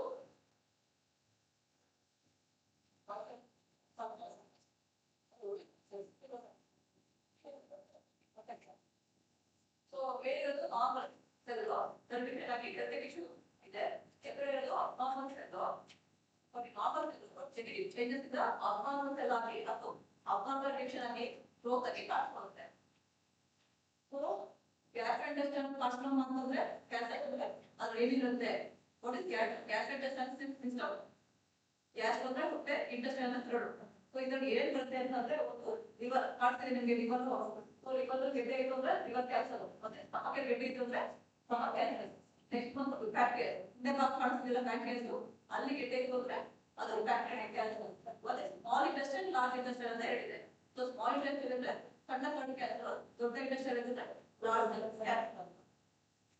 ಸೊ ನಿಮಗೆ ಏನು ಬೇಕಾಗೋದಿದೆಯಾ? ಬೇಕಾ ಅನ್ನನಾಳ, ಮನೆ ಊಟ ತಗೊಳ್ತೀವೋ ಅದ್ರಲ್ಲಿ ಬಾಯಿದ ಅನ್ನನಾಳ ಹೋಗ್ತದೆ, ಅದನ್ನೇ ಈಸೋಫೇಗಸ್ ಅಂತ ಕರೀತೀವಿ. ಸೊ ಅದ್ರಲ್ಲಿ ನೀವು ಕ್ಯಾನ್ಸರ್ ಅಂತಂದ್ರೆ ಈಸೋಫೇಗಸ್ ಕ್ಯಾನ್ಸರ್ ಕಾಣಿಸುತ್ತೆ, ಮಕ್ಕಳಲ್ಲಿ ಕಾಣಿಸುತ್ತೆ. ಸೊ ಅದು ಅನ್ನನಾಳದ ಕ್ಯಾನ್ಸರ್. ನೆಕ್ಸ್ಟ್ ಹೊಟ್ಟೆಗೆ ಬಂದ್ರೆ ಹೊಟ್ಟೆ ಕ್ಯಾನ್ಸರ್ ಕಾಣಿಸುತ್ತೆ, ಹೊಟ್ಟೆ ಹೋಗ್ತು, ಅದು ಕ್ಯಾನ್ಸರ್ ಕನ್ವರ್ಟ್ ಆಗಿದೆ. ಅದು ಹುಣ್ಣ ಕಾಣಿಸ್ಕೊಂಡು ಅದು ಗೆಡ್ಡೆಯಾಗೂ ಕಾಣಿಸ್ಬೋದು, ಹುಣ್ಣ ಕ್ಯಾನ್ಸರ್ ಕಾಣಿಸ್ಬೋದು. 3 types of cancer. ಒಂದು ಅಲ್ಸರೇಟಿವ್ ಅಂದ್ರೆ ಹುಣ್ಣು ತರ ಇರೋದು, ಪ್ರಾಲಿಫರೇಟಿವ್ ಅಂದ್ರೆ ಗೆಡ್ಡೆ ತರ ಕಾಣಿಸ್ಕೊಳ್ಳೋದು. ಸೊ ಅಲ್ಸರ್ ಪ್ರಾಲಿಫರೇಟಿವ್ ಅಂದ್ರೆ ಎರಡು ಗೆಡ್ಡೆ ಕಾಣಿಸ್ಕೊಂಡು ಅದು ಹೊಡ್ಕೊಂಡು ಹುಣ್ಣ ಕಾಣಿಸ್ಕೊಳ್ಳೋದು. ಸೊ 3 ಟೈಪ್ಸ್ ಆಫ್ ಕ್ಯಾನ್ಸರ್ ಇರ್ತದೆ. ಸೊ ನೆಕ್ಸ್ಟ್ ಪಿತ್ತಕೋಶ. ಪಿತ್ತಕೋಶ ಗೊತ್ತಿತ್ತು ಅಂದ್ರೆ ಪಿತ್ತಕೋಶ ಕ್ಯಾನ್ಸರ್. ಸೊ ಇಲ್ಲಿ ಕಾಣಿಸಿದೆ ಲಿವರ್ ಗೆಡ್ಡೆ ಆಗಿರೋದು. So this is liver cancer. ಅಲ್ಲಿ ಆಗಲೇ ಹೇಳಿದೆ ರುಡ್ಕಾರ್ಡಲ್ ಕ್ಯಾನ್ಸರ್ ಇತ್ತು ಅಂದ್ರೆ ಅದು ಇಂಟೆಸ್ಟೈನಲ್ ಕ್ಯಾನ್ಸರ್. ಇವಾಗಲೇ ಪ್ಯಾನ್ಕ್ರಿಯಾಟಿಕ್ ಕ್ಯಾನ್ಸರ್, ಪ್ಯಾನ್ಕ್ರಿಯಾಸ್ ಇತ್ತು ಅಂದ್ರೆ ಪ್ಯಾನ್ಕ್ರಿಯಾಟಿಕ್ ಕ್ಯಾನ್ಸರ್. ಸೊ ಇದೆಲ್ಲ ಡಿಫ್ರೆಂಟ್ ಏನೋ ಗ್ಯಾಸ್ಟ್ರೋಇಂಟೆಸ್ಟೈನಲ್ ಕ್ಯಾನ್ಸರ್. ನಾನು ಇದ್ರ ಬಗ್ಗೆ ಯಾಕೆ ಇವತ್ತು ಇಷ್ಟೊಂದು ಸ್ಟ್ರೆಸ್ ಮಾಡಿರ್ತಾ ಇದ್ದೀನಿ ಯಾಕಂದ್ರೆ ಪ್ರತಿ 4 ನಿಮಿಷಕ್ಕೊಮ್ಮೆ ಒಬ್ಬ ಮನುಷ್ಯ ಒಬ್ಬ ಮನುಷ್ಯ ಈ ಗ್ಯಾಸ್ಟ್ರೋಇಂಟೆಸ್ಟೈನಲ್ ಕ್ಯಾನ್ಸರ್ ಇಂದ ಸಾಯ್ತಾ ಇದ್ದಾರೆ. ಇದು ಬರೀ ಗ್ಯಾಸ್ಟ್ರೋಇಂಟೆಸ್ಟೈನಲ್ ಕ್ಯಾನ್ಸರ್ ಸಂಬಂಧಪಟ್ಟಿದ್ದು. ಎಷ್ಟು ಅದೆಲ್ಲ ಬಿಟ್ಟು ಬರೀ ಹೊಟ್ಟೆ ಮತ್ತೆ ಕಡೆ ಸಂಬಂಧಪಟ್ಟಾಗೇನೆ ಸಾಯ್ತಿರುವಂತವರು ಪ್ರತಿ ಅರ್ಧ ಗಂಟೆಗೊಮ್ಮೆ ಒಬ್ಬ ಮನುಷ್ಯ ಸಾವನ್ನಪ್ತಾ ಇದ್ದಾರೆ. ಸೊ ಅಂದ್ರೆ ಎಷ್ಟು ಡೇಂಜರಸ್ ಅಲ್ವಾ? ಏನಕ್ಕೆ ಈ ತರ ಆಗ್ತಾ ಇದೆ? ಏನಕ್ಕೆ ಆಗ್ತಿರ್ಬೋದು? ನಿಮ್ಗೆ ಆಲ್ರೆಡಿ ಗೊತ್ತು, mainly because of junk food. So ಅದ್ಬಿಟ್ಟು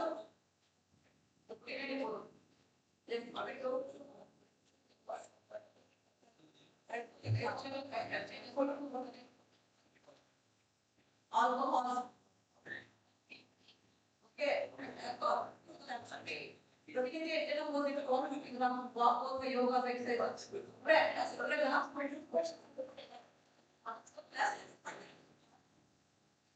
ಯಾರು ಮಾಡಲಿಕ್ಕಾಗಲ್ಲ ಆಗುತ್ತೆ.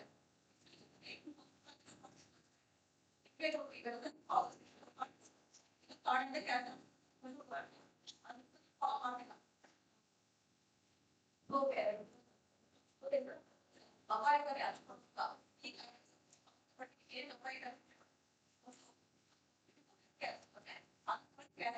ಏನು ಅಪಾಯಕಾರಿ ಸ್ಮೋಕಿಂಗ್ ಮತ್ತೆ ಆಲ್ಕೋಹಾಲ್ ಇವೆಲ್ಲ ಅಂಶ ಗರಂ ಮಾಡ್ತದೆ. ಅದಕ್ಕೆ ಒಬೇಸಿಟಿ ಅಂದ್ರೆ ದಪ್ಪ ಇರೋದ್ರಿಂದ ತಿಂಡಿ ಜೀರ್ಣ ಆಗೋದು ಕಡಿಮೆ ಆಗ್ತದೆ. ಸೊ ಜೀರ್ಣ ಆಗೋದು ಕ್ರಿಯೆ ಕಡಿಮೆ ಆಗೋದು ಇದನ್ನ ಆಗೋದ್ರಿಂದ ಹೊಟ್ಟೆಯಲ್ಲಿ ಊಟ ಹಾಗೆ ಉಳ್ಕೊಳ್ಳುತ್ತೆ. ಆ ಊಟ ನಮ್ಗೆ GRD ಅಂದ್ರೆ ಎದೆ ಬರೋದು, ಪದೇ ಪದೇ ಎದೆ ಉರಿ ಆಗುವಂಥದ್ದು, ಆ ತರ ಕಾರಣ ಸಮಸ್ಯೆ ಆಗ್ತದೆ. ಸೊ ಅದರಿಂದ ಈ ಸುರಿಯಲ್ಲಿ ಕ್ಯಾನ್ಸರ್ ಆಗುವಂತ ರಿಸ್ಕ್ ಜಾಸ್ತಿ. ಸೊ ನಾವೇ ಊಟ ಮಾಡಿದ ತಕ್ಷಣ ಅಟ್ಲೀಸ್ಟ್ ಒಂದು 10 ಗಂಟೆ ವಾಕ್ ಮಾಡ್ಬೇಕು. ಅವಾಗ ಚಿನ್ನ ಕ್ರಿಯೆ ಇಂಪ್ರೂವ್ ಆಗ್ತದೆ, ಮತ್ತೆ ಅದರಿಂದ ಉಳ್ಕೋದಿಲ್ಲ. ಸೊ ಇವಾಗ ಹೊಟ್ಟೆ ಕೆಲಸ ಏನು? ಬೇಗ ಜೀರ್ಣ ಮಾಡಬೇಕು ಅಂತ. ಡೈಲಿ ಊಟ ಮಾಡೋದು ಕೂಡ ಜೀರ್ಣ ಮಾಡಬೇಕು ಅಂತ. ನಾವ್ ಯಾವಾಗ ಜಾಸ್ತಿ ವಾಕ್ ಮಾಡೋದಿಲ್ಲ, ಸೆಡೆಂಟರಿ ಮತ್ತೆ ಟೇಬಲ್ ವರ್ಕ್ ಮಾಡ್ತೀವಿ, ಆ ತರ ವರ್ಕ್ ಮಾಡೋದ್ರಿಂದ ಅದು ಜೀರ್ಣ ಸರಿಯಾಗಿ ಹೋಗಿಲ್ಲ, ಹೊಟ್ಟೆ ಉಳ್ಕೋತೆ. ಅದು ಬ್ಯಾಕ್ ಬಂದು ಈಸೋಫೇಗಸ್ ಇರಿಟೇಟ್ ಮಾಡಿ ಕ್ಯಾನ್ಸರ್ ಆಗಿ ಕನ್ವರ್ಟ್ ಆಗುತ್ತೆ. ಸೊ ಹೀಗೆ ಈಸೋಫೇಗಸ್ ಕ್ಯಾನ್ಸರ್ಗೆ ಕಾರಣ ಆಗುತ್ತೆ. ಸೊ ಅದು ಬಿಟ್ರೆ ಏಜ್ ಬಂದ್ರೆ ವಯಸ್ಸಾದವ್ರಿಗೆ ಎಲ್ಲಾ ಕಾಯಿಲೆಗಳು ರಿಸ್ಕ್. ಬಟ್ ನಾವು ಒಳ್ಳೆ ಆಹಾರ, ಒಳ್ಳೆ ಪಥ್ಯ ಮಾಡೋದ್ರಿಂದ ಮತ್ತೆ ಒಳ್ಳೆ ಎಕ್ಸರ್ಸೈಸ್ ಮಾಡೋದ್ರಿಂದ ಇದೆಲ್ಲ ಕ್ಯಾನ್ಸರ್ ಕೂಡ ತಡೆಗಟ್ಟಬಹುದು. ಸೊ ನೆಕ್ಸ್ಟ್ ಹೊಟ್ಟೆ ಕ್ಯಾನ್ಸರ್. ಸೊ ಸೇಮ್ ನಾನು ಹೇಳಿದ್ದಲ್ಲ, ಕರೆಕ್ಟ್ ಟೈಮ್ ಹೋಗ್ಬೋದು, ಪ್ರಮಾಣ ಪ್ರಮಾಣ ಎದುರು ಬ್ಯಾಲೆನ್ಸ್ ಅಂತ ಹೇಳ್ತೀವಿ. ಈಗ ಮಾಡಿದ ತಕ್ಷಣ ವಾಕ್ ಮಾಡಿದ್ರೆ ಜಂಕ್ ಸಿಂಪಲ್ ವಾಕ್ ಮಾಡೋದಲ್ಲ. ಅದಾಗಿಲ್ಲ ಅವ್ರು ಎಲ್ಲಾದ್ರೂ ಕುಡಿದ್ರೆ ಡಾಕ್ಟರ್ ಇದ್ರೆ ವಾಕ್ ಮಾಡಕ್ಕೆ ಅಂತ ಅಂದ್ಬಿಟ್ಟು ಹೊಟ್ಟೆ ತುಂಬಾ ಜಂಕ್ ಫುಡ್ ತಿನ್ಬಿಟ್ಟು ವಾಕ್ ಮಾಡೋದಲ್ಲ. Balance diet. So what is balance diet? protein, carbohydrates, fibers, vitamins in proper proportion. ಇವೆಲ್ಲ ಒಂದು ಆಮೇಲೆ ನೀವು ಪ್ರಾಪರ್ ಅಡಿಕ್ಟೆಡ್ ಎಕ್ಸರ್ಸೈಸ್ ಮಾಡಬೇಕು. ಆಯ್ತಾ, ವಾಕ್ ಅಂತ ಮಾಡ್ಬೋದು, ಯೋಗ ಅಂತ ಮಾಡ್ಬೋದು, ಮಾಡ್ಬೋದು. ಈ ತರ ಬ್ಯಾಲೆನ್ಸ್ ಇರ್ಬೇಕಿಲ್ಲ ಲೈಫಲ್ಲಿ, ಅವಾಗ ಕ್ಯಾನ್ಸರ್ ಬರೋದಿಲ್ಲ. ಹೊಟ್ಟೆ ಕ್ಯಾನ್ಸರ್ ಸಂಬಂಧಪಟ್ಟಿದ್ದು ಒಂದು ಓಲ್ಡ್ ಏಜ್, ನಾನು ಆಲ್ರೆಡಿ ಹೇಳಿದ್ದೀನಿ, ವಯಸ್ಸಾದ್ರೆ ಎಲ್ಲಾ ಕ್ಯಾನ್ಸರ್ ಕೂಡ ರಿಸ್ಕ್. ಅದ್ಬಿಟ್ರೆ H. pylori ಅಂತ ಹೇಳ್ತೀವಿ. What is this H. pylori? ಇದು ಒಂದು ಬ್ಯಾಕ್ಟೀರಿಯಾ. ಸೊ ಯಾವಾಗಲೂ ಗ್ಯಾಸ್ಟ್ರಿಕ್ ಆಗೋಗೆ ಈ infection common. H. pylori infection ಆಗುತ್ತೆ, ಪ್ರತಿ ಗ್ಯಾಸ್ಟ್ರಿಕ್ ಆಗ್ತಾ ಇತ್ತು ಅಂತಂದ್ರೆ ಆ ಇನ್ಫೆಕ್ಷನ್ ಬಂದ್ರೆ ಅವ್ರಿಗೆ ಕಂಟಿನ್ಯೂಸ್ ಗ್ಯಾಸ್ಟ್ರೈಟಿಸ್, ಎದೆ ಆಗೋದು, ದೇಹ ತಗೋದು, ಊಟ ಮಾಡೋದು, ಊಟ ಮಾಡಿದಷ್ಟು ಹೊಟ್ಟೆ ಉಗ್ರ ಆಗೋದು, ಹೊಟ್ಟೆ ತಿಂದಂಗೆ ಅನ್ಸೋದು, ಇವೆಲ್ಲ ಏನ್ ಹೇಳ್ತಾರೆ H. pylori ಇನ್ಫೆಕ್ಷನ್ ಆಗಿರ್ಬೋದು ಅಂತ. ಅವ್ರಿಗೆ ಗ್ಯಾಸ್ಟ್ರೈಟಿಸ್ ತರನೇ ಸಿಂಪ್ಟಮ್ಸ್ ಇರುತ್ತೆ. ಸೊ ಅದಕ್ಕೆ ಟ್ರೀಟ್ಮೆಂಟ್ ಟ್ರೀಟ್ಮೆಂಟ್ ಇದೆ. ಆ ಟ್ರೀಟ್ಮೆಂಟ್ ತಗೊಂಡು ಕ್ಲಿಯರ್ ಆಯ್ತು ಅಂದ್ರೆ ಆ ಗ್ಯಾಸ್ಟ್ರಿಕ್ ಅವೆಲ್ಲ ಆಗುತ್ತೆ. ಬಟ್ ಆ ಟ್ರೀಟ್ಮೆಂಟ್ ತಗೊಂಡಿಲ್ಲ ಅಂತಂದ್ರೆ ಆ ಬ್ಯಾಕ್ಟೀರಿಯಾ ಕ್ಯಾನ್ಸರ್ ಆಗೋಂಗೆ ಮಾಡುತ್ತೆ. ಸೊ ಅದ್ಬಿಟ್ರೆ ನಾನು ಹೇಳಿದ್ದೀನಿ already, smoking also risk factor for all the cancer. So ಅದ್ಬಿಟ್ರೆ ಓವರ್ ವೇಟ್. ಸೊ ಇದೆಲ್ಲ risk factor for stomach cancer. What is smoke and salted food? Smoke ಮತ್ತೆ ಸಾಲ್ಟೆಡ್ ಅಂದ್ರೆ ಏನಂತ ಜಾಸ್ತಿ ಕೊಡ್ತಾರಂತಲ್ಲ ಅಂತ ಇಂತ ಪೇಷಂಟ್ ಹೌದು ಹಸಿ ಉಪ್ಪಿನಕಾಯಿ ಇದ್ರೆ, ಆದ್ರೆ ಇವಾಗ ಉಪ್ಪಾಕಿ ನಾವು ಶೇಖರಿಸಿರ್ತೀವಲ್ಲ ವರ್ಷಗಟ್ಟಲೆ ಶೇಖರಿಸಿದ್ರೆ ನಾನು ತಿರುಗಿ ಉಪ್ಪಿನಕಾಯಿ ತಿಂದ್ರೆ ಅದು ಕೂಡ ಗ್ಯಾಸ್ಟ್ರೈಟಿಸ್ ಮಾಡಿ ಕ್ಯಾನ್ಸರ್ ಬರೋದು. ಉಪ್ಪಿನಕಾಯಿ ನಾವು ತಿಂತೀವಿ ದಿನ ಅನ್ನೋದಲ್ಲ. ಸೊ ಅದನ್ನೇ ಸಾಲ್ಟೆಡ್ ಅಂತ ಹೇಳೋದು. ಅದ್ಬಿಟ್ರೆ ಸಾಲ್ಟೆಡ್ ಫುಡ್ ಅದ್ಬಿಟ್ರೆ tandoori chicken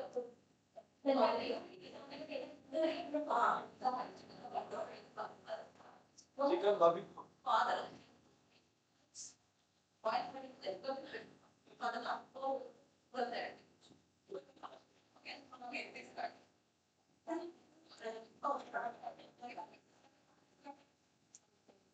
so it was after I told you what is all other get to see but then speak so over years like after 10 years they'll get cancer. ಇವಾಗ almost cancer ಬರೋದಿಲ್ಲ. Old treatment ದಿನ ದಿನನೇ ಅದೇನೇ ಸೇರಿದ್ರೆ ಹೇಳಿದಿರಲ್ಲ. So ದಿನ ದಿನ ತಗೊಳ್ತಾ ಹೋದಾಗ 30% ಆಮೇಲೆ ಕ್ಯಾನ್ಸರ್ ಬರ್ತದೆ. So you should keep in your mind ಏನೇನು ಅವಾಯ್ಡ್ ಮಾಡಬೇಕು, ಏನೇನು ಆರೋಗ್ಯಕ್ಕೆ ಒಳ್ಳೆಯದು ಅದನ್ನ ಮಾತ್ರ ತಿನ್ಬೇಕು ಅಂತ. Next ಪ್ಯಾಕ್ರೆಟಿಕ್ cancer. ಸೊ ಇದು ಕೂಡ ಸೇಮ್ ರಿಸ್ಕ್ ಫ್ಯಾಕ್ಟರ್ಸ್ ಬೇರೆ ಇಲ್ಲ ಆಯ್ತಾ. ಸೊ ಕೋಲನ್ ಕ್ಯಾನ್ಸರ್ ಏನೋ ಏಜ್ ಇವ್ರು ಹೆಂಗಿರ್ತದೆ ಕೋಲನ್ ಕ್ಯಾನ್ಸರ್ ಹೋಗೋದಿಲ್ಲ ಅವ್ರಿಗೆ. ಬಟ್ ಅಂದ್ರೆ ಲೂಸ್ ಮೋಷನ್ ಆಗ್ಬೋದು, ಸಡನ್ ಗಟ್ಟಿ ಮೋಷನ್ ಆಗ್ಬೋದು. ಮತ್ತೆ ಮೋಷನ್ ಮಾಡಿದ್ರೆ ಬ್ಲೀಡಿಂಗ್ ಆಗ್ಬೇಕು, ಅಂದ್ರೆ ರಕ್ತ ಸೋರೋದು, ಮೋಷನ್ ರಕ್ತ ಹೋಗೋದು ಮೋಷನ್ ಹೋಗ್ಬೇಕಾದ್ರೆ. ಸೊ ಇವೆಲ್ಲ ಕೋಲನ್ ಕ್ಯಾನ್ಸರ್ ಲಕ್ಷಣ. So you should keep in your mind. So ಇವೆಲ್ಲ ಆಗೋದಕ್ಕೆ ಡೈರೆಕ್ಟರ್ ಚೇಂಜಸ್ ಇದನ್ನ ಹಾಕ್ತಾರೆ ಇವಾಗ. ಅದಕ್ಕೆ ಯಾವಾಗ ಒಳ್ಳೇದಲ್ಲ ಆಹಾರಗಳು ಎಷ್ಟು ಜನ ಕೆಲ್ಸಕ್ಕೆ ಬಿದ್ದರ ಫ್ಲೈಟ್ ಬಿದ್ದರ ಯಾಕೆ ಇಲ್ಲ ಎಲ್ಲ ಒಳ್ಳೆ ಮಕ್ಕಳು ಆಗುತ್ತೆ. ಪಾನಿಪುರಿ ಯಾರು ಆಗುತ್ತೆ ಹೋಗಿಲ್ಲ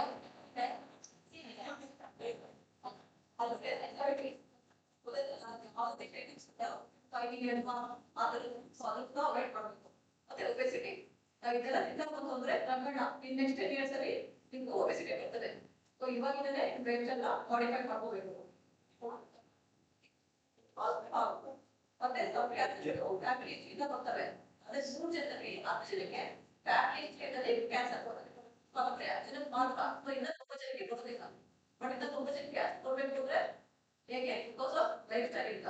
ಓಕೆ ಸೊ ಸಿಂಪ್ಟಮ್ಸ್ ಒಂದು ತಪ್ಪಿಲ್ಲ ಅದನ್ನ ಕ್ಯಾನ್ಸರ್ ತೋರೆ ಸಿಂಪ್ಟಮ್ಸ್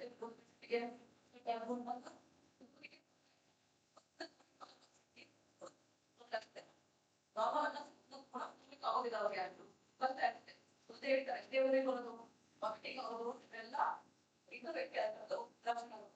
ಓಕೆ ಕೆಮ್ಮಾಗೋದು ನತ್ತಿಗೆ ಬೀಳ್ತಾ ಇಲ್ಲ ಆ ಗೆಡ್ಡೆ ಬರ್ತಿದೆ ಇದು ವಿಕಸಿತ ಒಂದು ಬೈತಿಲ್ಲ ಗೊತ್ತಲ್ಲ. ಯಾರಾದ್ರೂ ಗಿಡಗಳು ಬೀಳಾಗ್ತೀರಾ ಗಿಡಗಳು ಬೀಳಾಗ್ತಿರಲ್ಲ. ಸೊ ಎಫೆಕ್ಟಲ್ಲಿ ನೆನೆಯೋ ಅಂದ್ಬಿಟ್ಟಾಗ ಸ್ಪೀಡಾಗಿ ಬೀಳ್ ಬರ್ತದೆ. ಬಟ್ ಅಲ್ಲಿ ಏನಾದ್ರು ಕಸ ಸಿಕ್ಕೊಂಡಿದ್ರೆ ಬರ್ತದಾ ಇಲ್ಲ. ಅದೇ ತರನೇ ಬೈಟಿಗೂ ಹಾಗೆ ಇರ್ತದೆ. ಊಟ ನೋಡಿದಾಗ ಈಸಿ ಇರ್ತದೆ. ಬಟ್ ಅದೇನಾದ್ರು ಗೆಡ್ಡೆ ಹೋದ್ರೆ ಹಿಂಗ ಹೋಗ್ತದೆ ಸೈಡ್ ನಿಂತಾಗಲ್ಲ ಸುಮ್ಮನೆ ವಾಮಿಟಿಂಗ್ ತರ ಆಗ್ತದೆ. ಸೊ ಅದು ಈಸ್ ವೆರಿ ಕ್ಯಾನ್ಸರ್ ಲಕ್ಷಣ. ಉಂಗ್ಲಿಕ್ಕೆ ಆಗೋದಿಲ್ಲ ನೀರಾದ್ರೂ ಸಹ ನೀರು ಅಥವಾ ಲಿಕ್ವಿಡ್ಸ್ ಏನ್ ತಗೊಂಡು ಅವ್ರು ಉಂಗ್ಲಿಕ್ಕೆ ಆಗೋದಿಲ್ಲ ವಾಮಿಟ್ ಬರ್ತಾ ಇರ್ತದೆ. ಮತ್ತೆ ಸ್ಟಮಕ್ ಕ್ಯಾನ್ಸರ್ ಅವ್ರಿಗೆ ಎದೆ ಉರಿ ಆಗೋದು, ಬೇಗ ಬರೋದು, ಕ್ರೀಮಿ ಅನ್ಸೋದು, ಸಡನ್ ವಾಮಿಟ್ ಆಗೋದು, ಆ ತರ ಎಲ್ಲ ಸಮಸ್ಯೆ ಇರ್ತದೆ. ಸ್ಟಮಕ್ ಕ್ಯಾನ್ಸರ್ ಕೂಡ ಸೇಮ್ ಲಕ್ಷಣಗಳು. ಅಂದ್ರೆ ವೇಟ್ ಲಾಸ್, ಯಾಕಂದ್ರೆ ಊಟ ಮಾಡಕ್ ಆಗ್ತಿಲ್ಲ. ಸೊ ನಿಮಗೆ ಮುಂದೆ ಕೂಡ ನಿಮ್ಗೊಂದು 2 kg ವೇಟ್ ಲಾಸ್ ಆಗುತ್ತೆ. ಬಟ್ ಅವ್ರಿಗೆ 6 ತಿಂಗಳಿಂದ ವೇಟ್ ಲಾಸ್ ಆಗಿರ್ತದೆ, ಆಲ್ಮೋಸ್ಟ್ 20 kg ವೇಟ್ ಲಾಸ್ ಆಗಿರುತ್ತೆ. ಅವ್ರನ್ನ ತೋರ್ಸ್ಕೊಂಡೇ ಇರೋದಿಲ್ಲ. ಸೊ ಇವೆಲ್ಲ ಹೊಟ್ಟೆ ಕ್ಯಾನ್ಸರ್ದು ಲಕ್ಷಣಗಳು. ಒಂಚೂರು ತಿಂದ ತಕ್ಷಣ ಹೊಟ್ಟೆ ತುಂಬೋದು, ಆಲ್ರೆಡಿ ಹೊಟ್ಟೆಲಿ ಗೆಡ್ಡೆ ಇದೆ, ನಿನ್ ಊಟ ಮಾಡಕ್ಕಾಗಲ್ಲ, ಗೆಡ್ಡೆ ಇದೆಲ್ಲ ಆಗ್ಲೇ ಹೊಟ್ಟೆ ತುಂಬಿದೆ ಅಂತ ತರುತ್ತೆ. ಸೊ ಊಟ ಸೇರ್ದಿರೋದು ಮೂರ್ನಾಗ ಹೊಟ್ಟೆ ಹಸಿದಿರೋದು, ಇವೆಲ್ಲ ಹೊಟ್ಟೆ ಕ್ಯಾನ್ಸರ್ದು ಲಕ್ಷಣ. So next liver cancer. Liver cancer ಆಯ್ತು ಅಂದ್ರೆ ಜಾಂಡಿಸ್ ಬರೋದು. ಈಗ ಹೊರಗಡೆ ಭಾಗ ನಿಮ್ ನೋಡ್ಕೊಡೋದ ನಿಮ್ಗೆ ಗೆಡ್ಡೆ ತರ ಫೀಲ್ ಆಗೋದು, ಆಯ್ತಾ. ಮತ್ತೆ ಹೊಟ್ಟೆ ನೀರು ತುಂಬೋದು. ಸೊ ಇವೆಲ್ಲ ಕೂಡ ಲಿವರ್ ಕ್ಯಾನ್ಸರ್ ಮುಂಚೆ ಆಲ್ರೆಡಿ ಇಟ್ಕೊಂಡ್ರೆ 10 years ಹಾಕೊಳ್ತಾರೆ.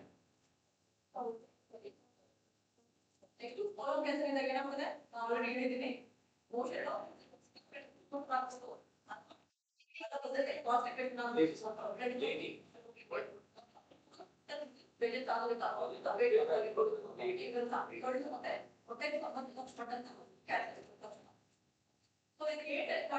ಸ್ಕ್ರೀನಿಂಗ್ ಅಂತಂದ್ರೆ ನಮ್ಗೆ ಇದೆಯೋ ಇಲ್ವೋ ಅಂತ ಮಾಡೋಣ. ಸ್ಕ್ರೀನಿಂಗ್ ಪರೀಕ್ಷೆಗಳು ಅಂತ ಹೇಳ್ತೀವಿ. ಸೊ ಇದೆಯೋ ಅಂತ ಯಾವ ಟೆಸ್ಟ್ ಮಾಡ್ತೀರಾ? ಓಟಿಸಿ ಇದ್ದಾರೆ, ಲ್ಯಾಬ್ ಟೆಕ್ನಿಷಿಯನ್ ಇದ್ದಾರೆ, ಯಾವ ಟೆಸ್ಟ್ ಮಾಡ್ಬೋದು ಅಂತ. ಸೊ ಏನ್ ಮಾಡ್ತೀವಿ? ಹೊಟ್ಟೆ ಏನಾದ್ರು ಇಸ್ಕೋಬೇಕಾಗುತ್ತೆ ಅಂದ್ರೆ ಅದಕ್ಕೆ ಎಂಡೋಸ್ಕೋಪಿ ಹೇಳ್ತೀವಿ. What is endoscopy? ಯಾರು ಎಂಡೋಸ್ಕೋಪಿ ಮಾಡ್ಕೊಂಡಿದ್ದೀರಾ? ಯಾರು ಮಾಡ್ತಿದ್ರಾ?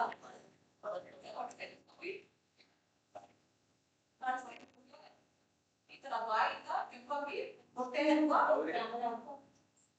ಅದನ್ನ ನೋಡು. ಓಕೆ, ಟ್ಯೂಬ್ ಲಾಸ್ಟ್ ಅಲ್ಲಿ ಕ್ಯಾಮ್ರಾ ಕಾಣುತ್ತೆ. ಟ್ಯೂಬ್ ಇದೆಲ್ಲ ಆರ್ಟಿಫಿಷಿಯಲ್ ಕ್ಯಾಮ್ರಾ ಇದೆ. ಸೊ ನೀವು ನೋಡ್ಬೋದು ಹೊಟ್ಟೆ ಯಾವ ತರ ಇದೆ, ಹೊಟ್ಟೆ ನಾರ್ಮಲ್ ಇದೆಯಾ, ಉಣ್ಣಿ ಇದೆಯಾ, ಗೆಡ್ಡೆ ಇದೆಯಾ, ಅದೆಲ್ಲ ನೋಡ್ಬೋದು, ಆಯ್ತಾ.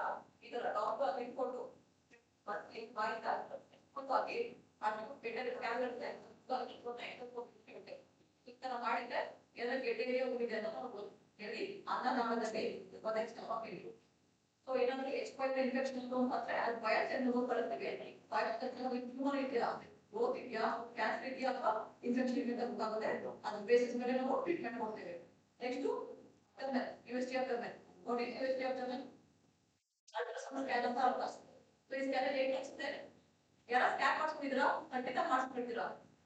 ಇಷ್ಟೇ ಅಂದ್ರೆ ಯಾರು ಸ್ಕ್ಯಾನ್ ಮಾಡ್ತಿಲ್ಲ. ಸೊ ಯಾರು ಕ್ರಿಟಿಕಲ್ ಆಗಿಲ್ಲ ಅಂತ ಅರ್ಥ. ಏನು ಸಮಸ್ಯೆ ಬಂದಿದೆ ಸಮಸ್ಯೆ.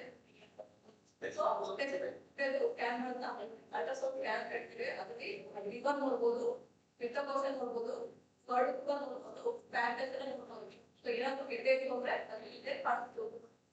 ನಿಮ್ಗೆ ಈ ಫಸ್ಟ್ ಸ್ಕ್ಯಾನ್ ಅಲ್ಲಿ ನಾರ್ಮಲ್ ಅದು, ಸೆಕೆಂಡ್ ಸ್ಕ್ಯಾನ್ ನೋಡಿ ನೋಡ್ಬೋದು ಹೆಂಗಿದೆ, ಅದು ಕ್ಲೋಸ್ ಅಂದ್ರೆ ಲಿವರ್ ಅಲ್ಲಿ ಗೆಡ್ಡೆ ಇರೋದು ಆ ತರ ಕಾಣಿಸುತ್ತೆ.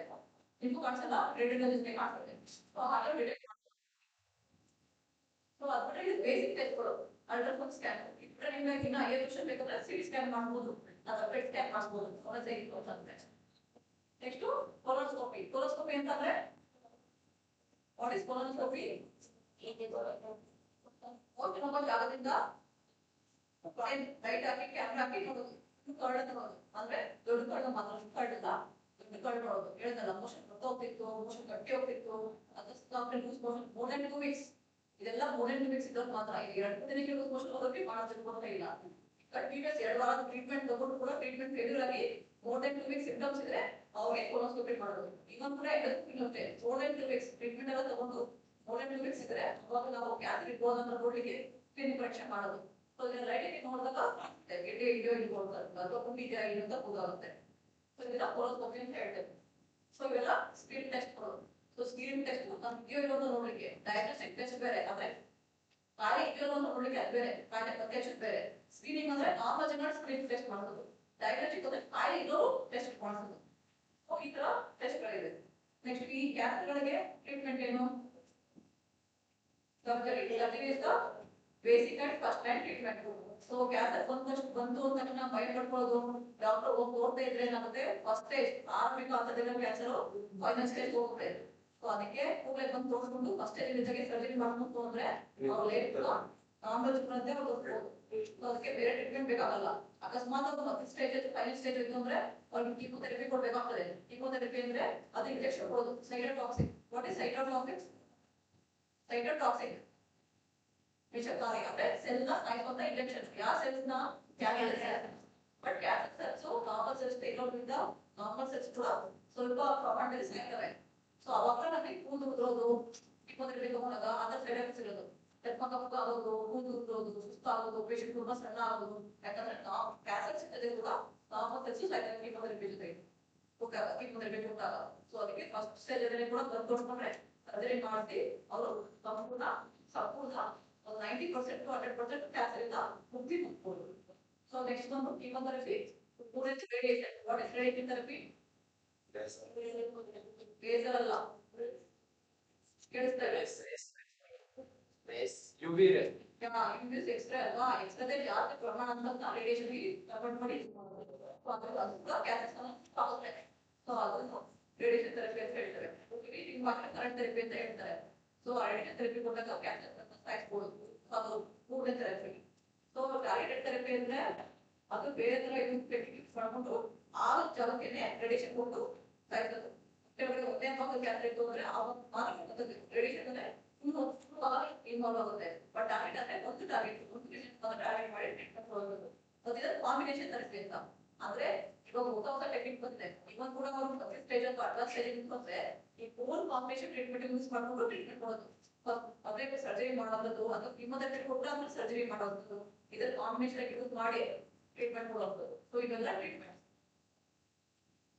ಸಿಗುತ್ತೆ. ಮೇನ್ ಗೋಲ್ ಅಂತಂದ್ರೆ ಪ್ರಿವೆನ್ಷನ್. ಇವೆಲ್ಲ ಕ್ಯಾನ್ಸರ್ ಹೇಗಿರುತ್ತೆ, ಕ್ಯಾನ್ಸರ್ ಸಿಂಪ್ಟಮ್ಸ್ ಏನು, ಮತ್ತೆ ಅದನ್ನ ಹೇಗೆ ಸ್ಕ್ರೀನಿಂಗ್ ಮಾಡೋದು ಇವೆಲ್ಲ ಮಾತಾಡೋದು. ಮೇನ್ಲಿ ಕ್ಯಾನ್ಸರ್ ಪ್ರಿವೆಂಟ್ ಮಾಡ್ಬೇಕು ಅಂತ. ಆಯ್ತಾ? ಇವಾಗ ನಮ್ ಕೈಲಿದೆ ಕ್ಯಾನ್ಸರ್ ಬರ್ದಿರೋ ತರ ತಡೆಯೋದು. ಸೊ ಹೇಗ್ ಮಾಡೋದು ಅದನ್ನ? ಹೇಗೆ ಪ್ರಿವೆಂಟ್ ಮಾಡ್ತಾರೆ ಕ್ಯಾನ್ಸರ್ ಬರ್ದಿರೋ ತರ? I can't hear you. Smoke ಮಾಡಬಾರ್ದು, ಆಲ್ಕೋಹಾಲ್ ಮಾಡಬಾರ್ದು, ಮತ್ತೆ ಪ್ರತಿ ಪ್ರತಿದಿನ 3 ನಿಮಿಷ ಎಕ್ಸರ್ಸೈಸ್ ಮಾಡಬೇಕು. ವಾಕ್ ಮಾಡಿ, ಯೋಗ ಮಾಡಿ, ಯಾವುದೋ ಒಂದು ಎಕ್ಸರ್ಸೈಸ್ ಪ್ರತಿದಿನ 3 ನಿಮಿಷ ಮಾಡಬೇಕು. ಬ್ಯಾಲೆನ್ಸ್ ಡಯಟ್ ಫಾಲೋ ಮಾಡಬೇಕು. ಸೊ ದಿನ ಬ್ಯಾಲೆನ್ಸ್ ಡಯಟ್. ಇವಾಗ ನಿಮ್ಮೊಂದು ತಟ್ಟೆ ಅನ್ಕೊಳ್ಳಿ. ಒಂದು ತಟ್ಟೆಗೆ ಅರ್ಧ ಪೋರ್ಷನ್ ಸೊಪ್ಪು ತರಕಾರಿ, ಅರ್ಧ ಪೋರ್ಷನ್, 4 ಪೋರ್ಷನ್ ಅಲ್ಲ, ಅರ್ಧ ಪೋರ್ಷನ್ ಸೊಪ್ಪು ತರಕಾರಿ ಫ್ರೂಟ್ಸ್ ಕಾಣಿಸ್ತಿರ್ತೀವಿ. ಅರ್ಧ ಪೋರ್ಷನ್ ಸೊಪ್ಪು ತರಕಾರಿ ಫ್ರೂಟ್ಸ್ ಇದೆ. ನೆಕ್ಸ್ಟ್ 4 ಪೋರ್ಷನ್ ಇದೆ, ಒಂದು ಕಾರ್ಬೋಹೈಡ್ರೇಟ್ಸ್, ಇನ್ನೊಂದು protein. So it called balance diet. ಒಂದು ತಟ್ಟೆಗೆ ಅರ್ಧ ಪೋರ್ಷನ್ ವೆಜಿಟೇಬಲ್ಸ್ ಅಂಡ್ ಫ್ರೂಟ್ಸ್, ಇನ್ನ 4 ಪೋರ್ಷನ್ ವಾಟ್ ಇಸ್ ಕಾರ್ಬೋಹೈಡ್ರೇಟ್ಸ್. ನಾವು ಯಾವ ಕಾರ್ಬೋಹೈಡ್ರೇಟ್ಸ್ ತೆಗಿತೀವಿ? ರೈಸ್. ಅದು ಬಿಟ್ರೆ ಚಪಾತಿ, ಅದು ಬಿಟ್ರೆ ಕೇಳಿಸ್ತಾರ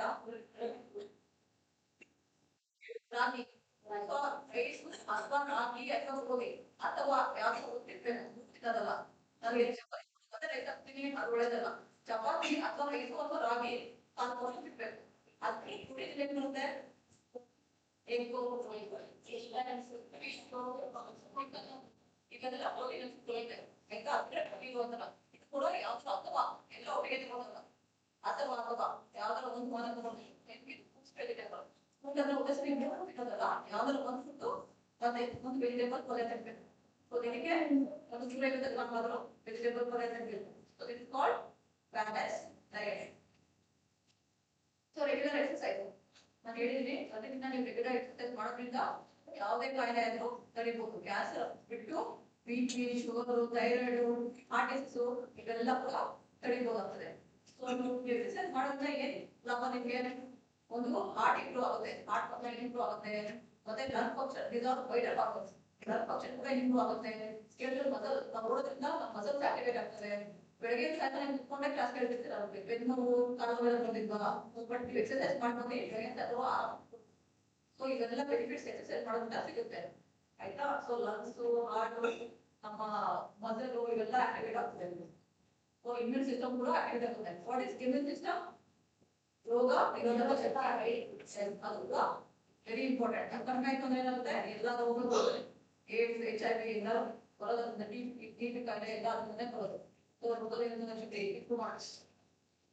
Weight management. What is weight management? Primitive time. What people they weight ಮಾಡದಲ್ಲ. ಈಗ ಪರೀಕ್ಷೆ ಮಾಡ್ಕೋಬೇಕು. ಏನಕ್ಕೆ?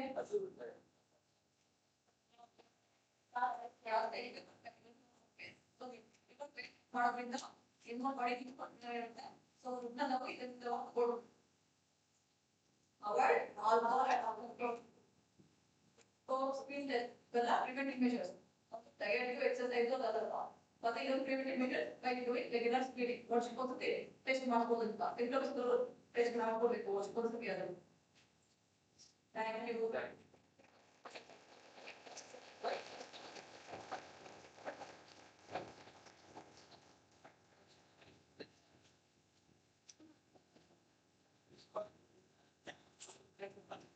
Now,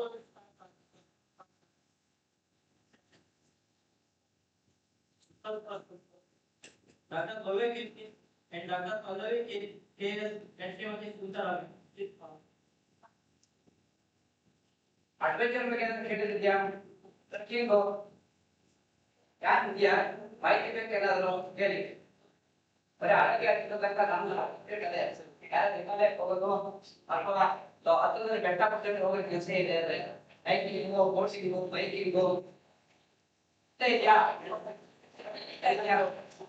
ನಿಮ್ಮ ಮಧ್ಯೆ ಮಾತಾಡಿದ್ದೀನಿ, ಅದೇ ವಿಷಯ ಮಾತಾಡಿದ್ದೀನಿ.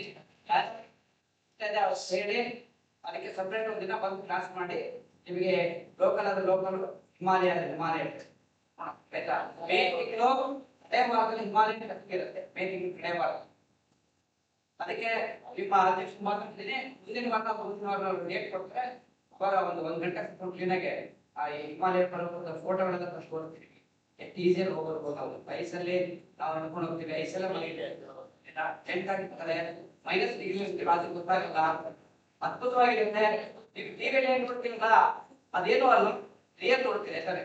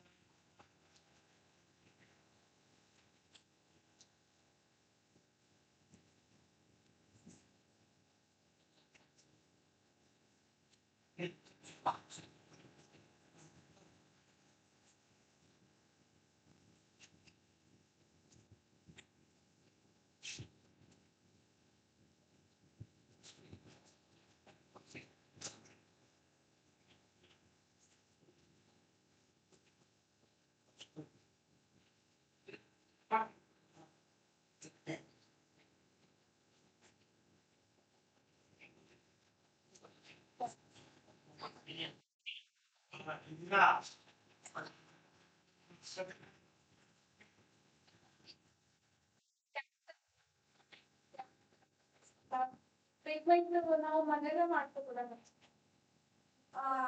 ನೀವು ಆ ತರ ಇಲ್ಲ, ಮನೆ ಮದ್ದು ಅಂತ ಹೇಳಿ ನಮ್ಮಲ್ಲಿ ಇರೋದಿಲ್ಲ. ಸೊ ನಮ್ಮಲ್ಲಿ ಆಯುರ್ವೇದ ಟ್ರೀಟ್ಮೆಂಟ್ ಅಂದ್ರೆ ದೋಷ ಸಿದ್ಧಾಂತದ ಮೇಲೆ ಹೋಗ್ಬೇಕು. ನೀವು ಯಾವ್ದೋ ಒಂದು ಸೊಪ್ಪುದಿಂದ ಹಣ್ಣಿಂದ ಅಂದ ತಕ್ಷಣ ಎಲ್ಲಾ ಪ್ಲಾಂಟ್ ಒರಿಜಿನಲ್ ಇದು ಕೂಡ ಟ್ರೀಟ್ಮೆಂಟ್ ಆಗೋದಿಲ್ಲ. ಅದೆಲ್ಲ ಆಹಾರಕ್ಕೆ ಬರುತ್ತೆ. ಹೆಲ್ತಿ ಫುಡ್ ಅನ್ನುವಾಗ ನೀವು ಮನೇಲಿ ಬೇಕಾದ್ರೂ ಮಾಡ್ಕೊಳ್ಬಹುದು. ಟ್ರೀಟ್ಮೆಂಟ್ ಅಂತ ವಿಷಯಕ್ಕೆ ಬಂದವಾಗ ಅದನ್ನ ಕನ್ಸರ್ನ್ ವೈದ್ಯರನ್ನೇ ನೀವು ನೋಡ್ಬಿಟ್ಟು ಅದಕ್ಕೆ ಸೂಕ್ತವಾದ ಸೆಂಟರ್ಸ್ ಅಲ್ಲೇ ಚಿಕಿತ್ಸೆಗಳನ್ನ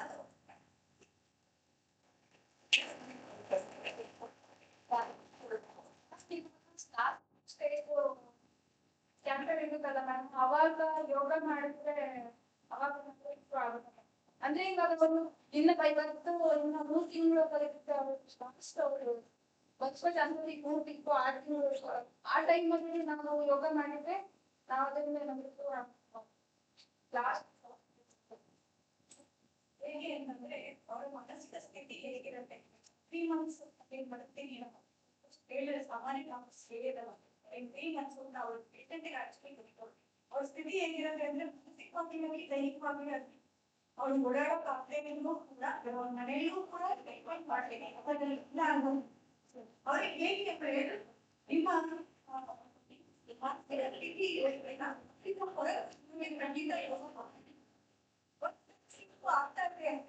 ಅಲ್ಲಿ ಅವರಿಗೆ ಫಿಸಿಕಲಿ ಏನಿದೆ ಆಸನಗಳು ಯೋಗ ಹೆಲ್ಪ್ ಆಗುತ್ತೆ ಅನ್ನೋದು ಅಷ್ಟೇ ಹೇಳಿರುತ್ತೆ.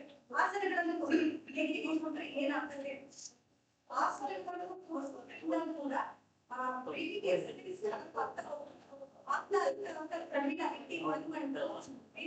ಒಂದೇ ಸ್ಟೇಜ್ ವರೆಗೂ ಅವರು ಫಿಸಿಕಲಿ ಮತ್ತೆ ಮೆಂಟಲಿ ಎರಡು ಸ್ಟೇಜ್ ಖಂಡಿತ ಸ್ಟೇಜ್ ಅಂತ ಈಗ ಕೊನೆವರೆಗೂ ನರಳಿದೆ ಆ ಸ್ಟೇಜ್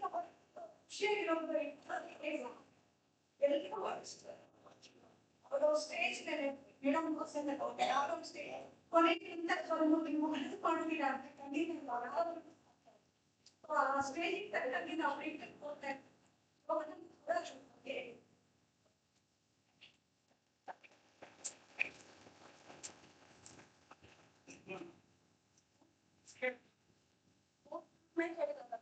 ಅದ್ರಲ್ಲಿ ಯಾವ ತಗೊಂಡ್ರೆ ಒಳ್ಳೆ ಇದು ಯಾಕೆ ಈಗ ಒಂದೇ ತಗೊಂಡ್ರೆ ಒಳ್ಳೇದಂದ್ರೆ ಒಂದೇ ಸಿಸ್ಟಮ್ ಆಫ್ ಮೆಡಿಸಿನ್ ಇರುತ್ತೆ. ನಾವು ಅವೇರ್ನೆಸ್ ಯಾಕೆ ಮೂರು ಸಿಸ್ಟಮ್ ಅಂತ ಅಂದ್ರೆ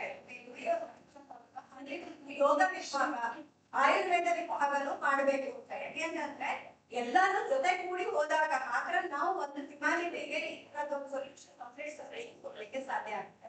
ಇವನ್ ನೀವು ಇದು ಮಾಡಿದಾಗ ರಿಸರ್ಚ್ ಮಾಡಿದಾಗ ಉದಾಹರಣೆ ಇಂಟಿಗ್ರೇಟೆಡ್ ಮೆಡಿಸಿನ್ ಇರ್ಬೋದು, ಇಲ್ಲ ಅಂದ್ರೆ ಎಲ್ಲ ಕಾಂಬಿನೇಷನ್ ಅಲ್ಲಿ ಕೊಟ್ಟಾಗ ಹೆಚ್ಚು ರಿಸಲ್ಟ್ಸ್ ಇರೋದನ್ನ ನೋಡ್ಲಿಕ್ಕೆ ಆಗುತ್ತೆ. ಯಾವುದು ಕಾಂಪ್ಲೆಕ್ಸ್ ಆಗಿಲ್ಲ except math there is no complete science.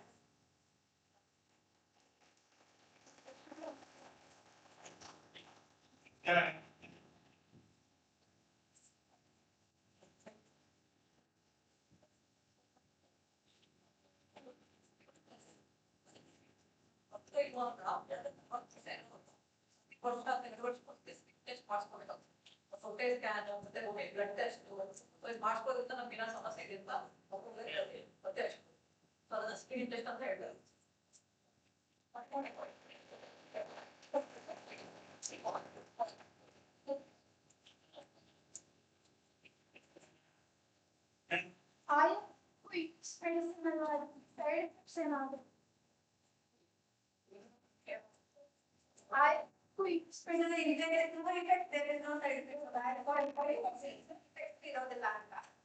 ಎರಡನ್ನೂ ಸೇರಿಸಿದಾಗ ನೀವೇನು ಹೇಳ್ತೀರಾ ಅಂತ ಅನ್ಸುತ್ತೆ. ಎರಡು ಜೊತೆ ಜೊತೆಗೆ ಅಂತ ಹೇಳ್ತೀರಾ, ಖಂಡಿತ ಹೋಗ್ಬೋದು. ನಿಮಗೆ ಅಲೋಪತಿಕ್ ಮೆಡಿಸಿನ್ಸ್ ಅಂದ್ರೆ ನಿಮಗೆ ಫೀವರ್ಗೆ ಪ್ಯಾರಾಸಿಟಮಾಲ್ ತಗೊಳ್ತೀರಾ, ಅದ್ರ ಜೊತೆಗೆ ಆಹಾರ ತಗೊಳ್ಬಾರ್ದು ಅಂತ ಹೇಳಿರ್ತಾರ ಇಲ್ಲ. ಸೊ ಹಾಗೆ ನಾವು ಆಹಾರದಲ್ಲಿ ಕೆಲವೊಂದು ಮಾಡಿಫಿಕೇಶನ್ಸ್ ಮಾಡ್ಬಿಟ್ಟು ನಮ್ಮ ಆಯುರ್ವೇದ ಮೆಡಿಸಿನ್ಸ್ ಅಂದ್ರೆ ನ್ಯಾಚುರಲ್ ಪ್ರಾಡಕ್ಟ್ಸ್ ಗಳನ್ನೇ ಇಟ್ಕೊಂಡು ಅದರ ಕಾಂಬಿನೇಷನ್ ಅಲ್ಲಿ ಕೊಡುವಂಥದ್ದು. ಸೊ ನಿಮಗೆ ಊಟ ಮಾಡಬಾರ್ದು ಅಂತ ಹೇಳಿಲ್ಲ ಅಂತಂದ್ರೆ ಅದ್ರ ಜೊತೆಗೆ ಆಯುರ್ವೇದ ಮೆಡಿಸಿನ್ಸ್ ಕೂಡ ತಗೊಳ್ಬಹುದು. ಯಾವುದೇ ತರಹದ ಅದ್ರೊಳಗೆ ಏನು ತೊಂದರೆ ಆಗುತ್ತೆ.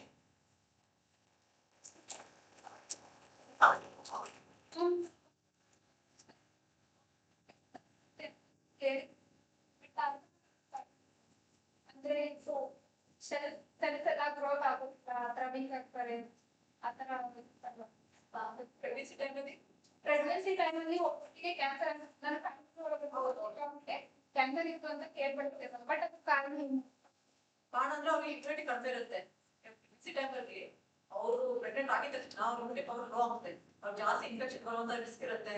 ಮತ್ತೆ ಅವ್ರ ಕೂಡ ಇಮ್ಯುನಿಟಿ ಸಿಸ್ಟಮ್ ಕಡಿಮೆ ಆಗಿರೋದ್ರಿಂದ ಸೊ ಜೆನೆಟಿಕ್ ಡಿಫೆಕ್ಟ್ ಕೂಡ ಅದೇ ತರ ಆಗ್ತಿರುತ್ತೆ. ಸೊ ಫ್ಯಾಮಿಲಿ ಇಷ್ಟ ಏನಿರುತ್ತೆ ಆ ಕ್ಯಾನ್ಸರ್ ಬರುವಂತ ರಿಸ್ಕ್ ಜಾಸ್ತಿ ಇರುತ್ತೆ.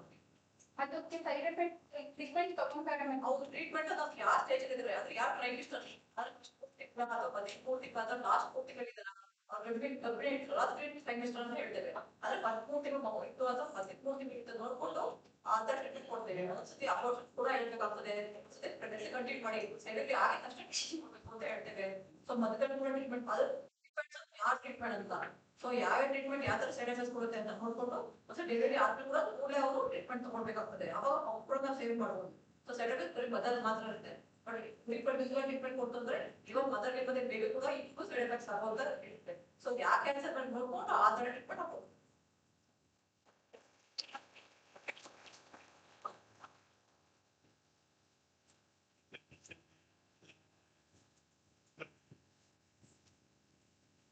ದಿನ ಪ್ಯಾರಾಮೆಡಿಕಲ್ ಸೈನ್ಸ್ ಅಪ್ಪುಜಿ ಪ್ಯಾರಾಮೆಡಿಕಲ್ ಸೈನ್ಸ್ ಇದೆಲ್ಲ ನಾವು ಆಯುರ್ವೇದ ಯೋಗ ಮತ್ತು ಸಂಸ್ಕಾರದ ಬಗ್ಗೆ ಕಾರ್ಯಕ್ರಮ ಇಟ್ಕೊಂಡಿದ್ವಿ. ಇದೆಲ್ಲ ನೀವು ಕೇಳಿದ್ರಿ.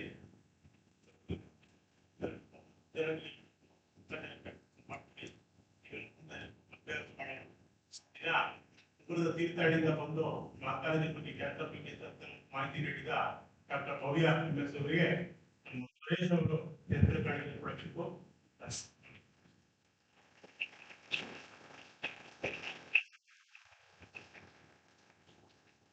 ಅದೇ ರೀತಿ ಸುನೀತಾ ರಾಘವೇಂದ್ರ ಶಿವಮೊಗ್ಗದಿಂದ ಬಂದು ಯೋಗದ ಬಗ್ಗೆ ಅನೇಕ ವಿಷಯಗಳು ಹೇಳಿದ್ದಾರೆ. ಅವರು ಕೂಡ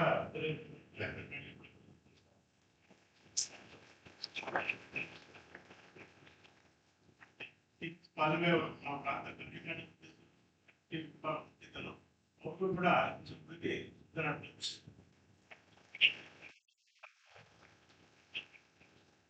ಈ ಕಾರ್ಯಕ್ರಮವನ್ನು ಮಾಡಿಕೊಟ್ಟ ಮೊಬೈಲ್ ಅವರು ಕೇಳಿದ ನಿಮ್ಮೆಲ್ಲರಿಗೂ ಆರೋಗ್ಯ ಭಾರತಿ ಅಕಾಡೆಮಿ ಮತ್ತು ನಿಮ್ಮೆಲ್ಲರ ಜೊತೆ ಪರವಾಗಿ ಹೃತ್ಪೂರ್ವಕ ಧನ್ಯವಾದಗಳು. ಜೈ ಹಿಂದ್.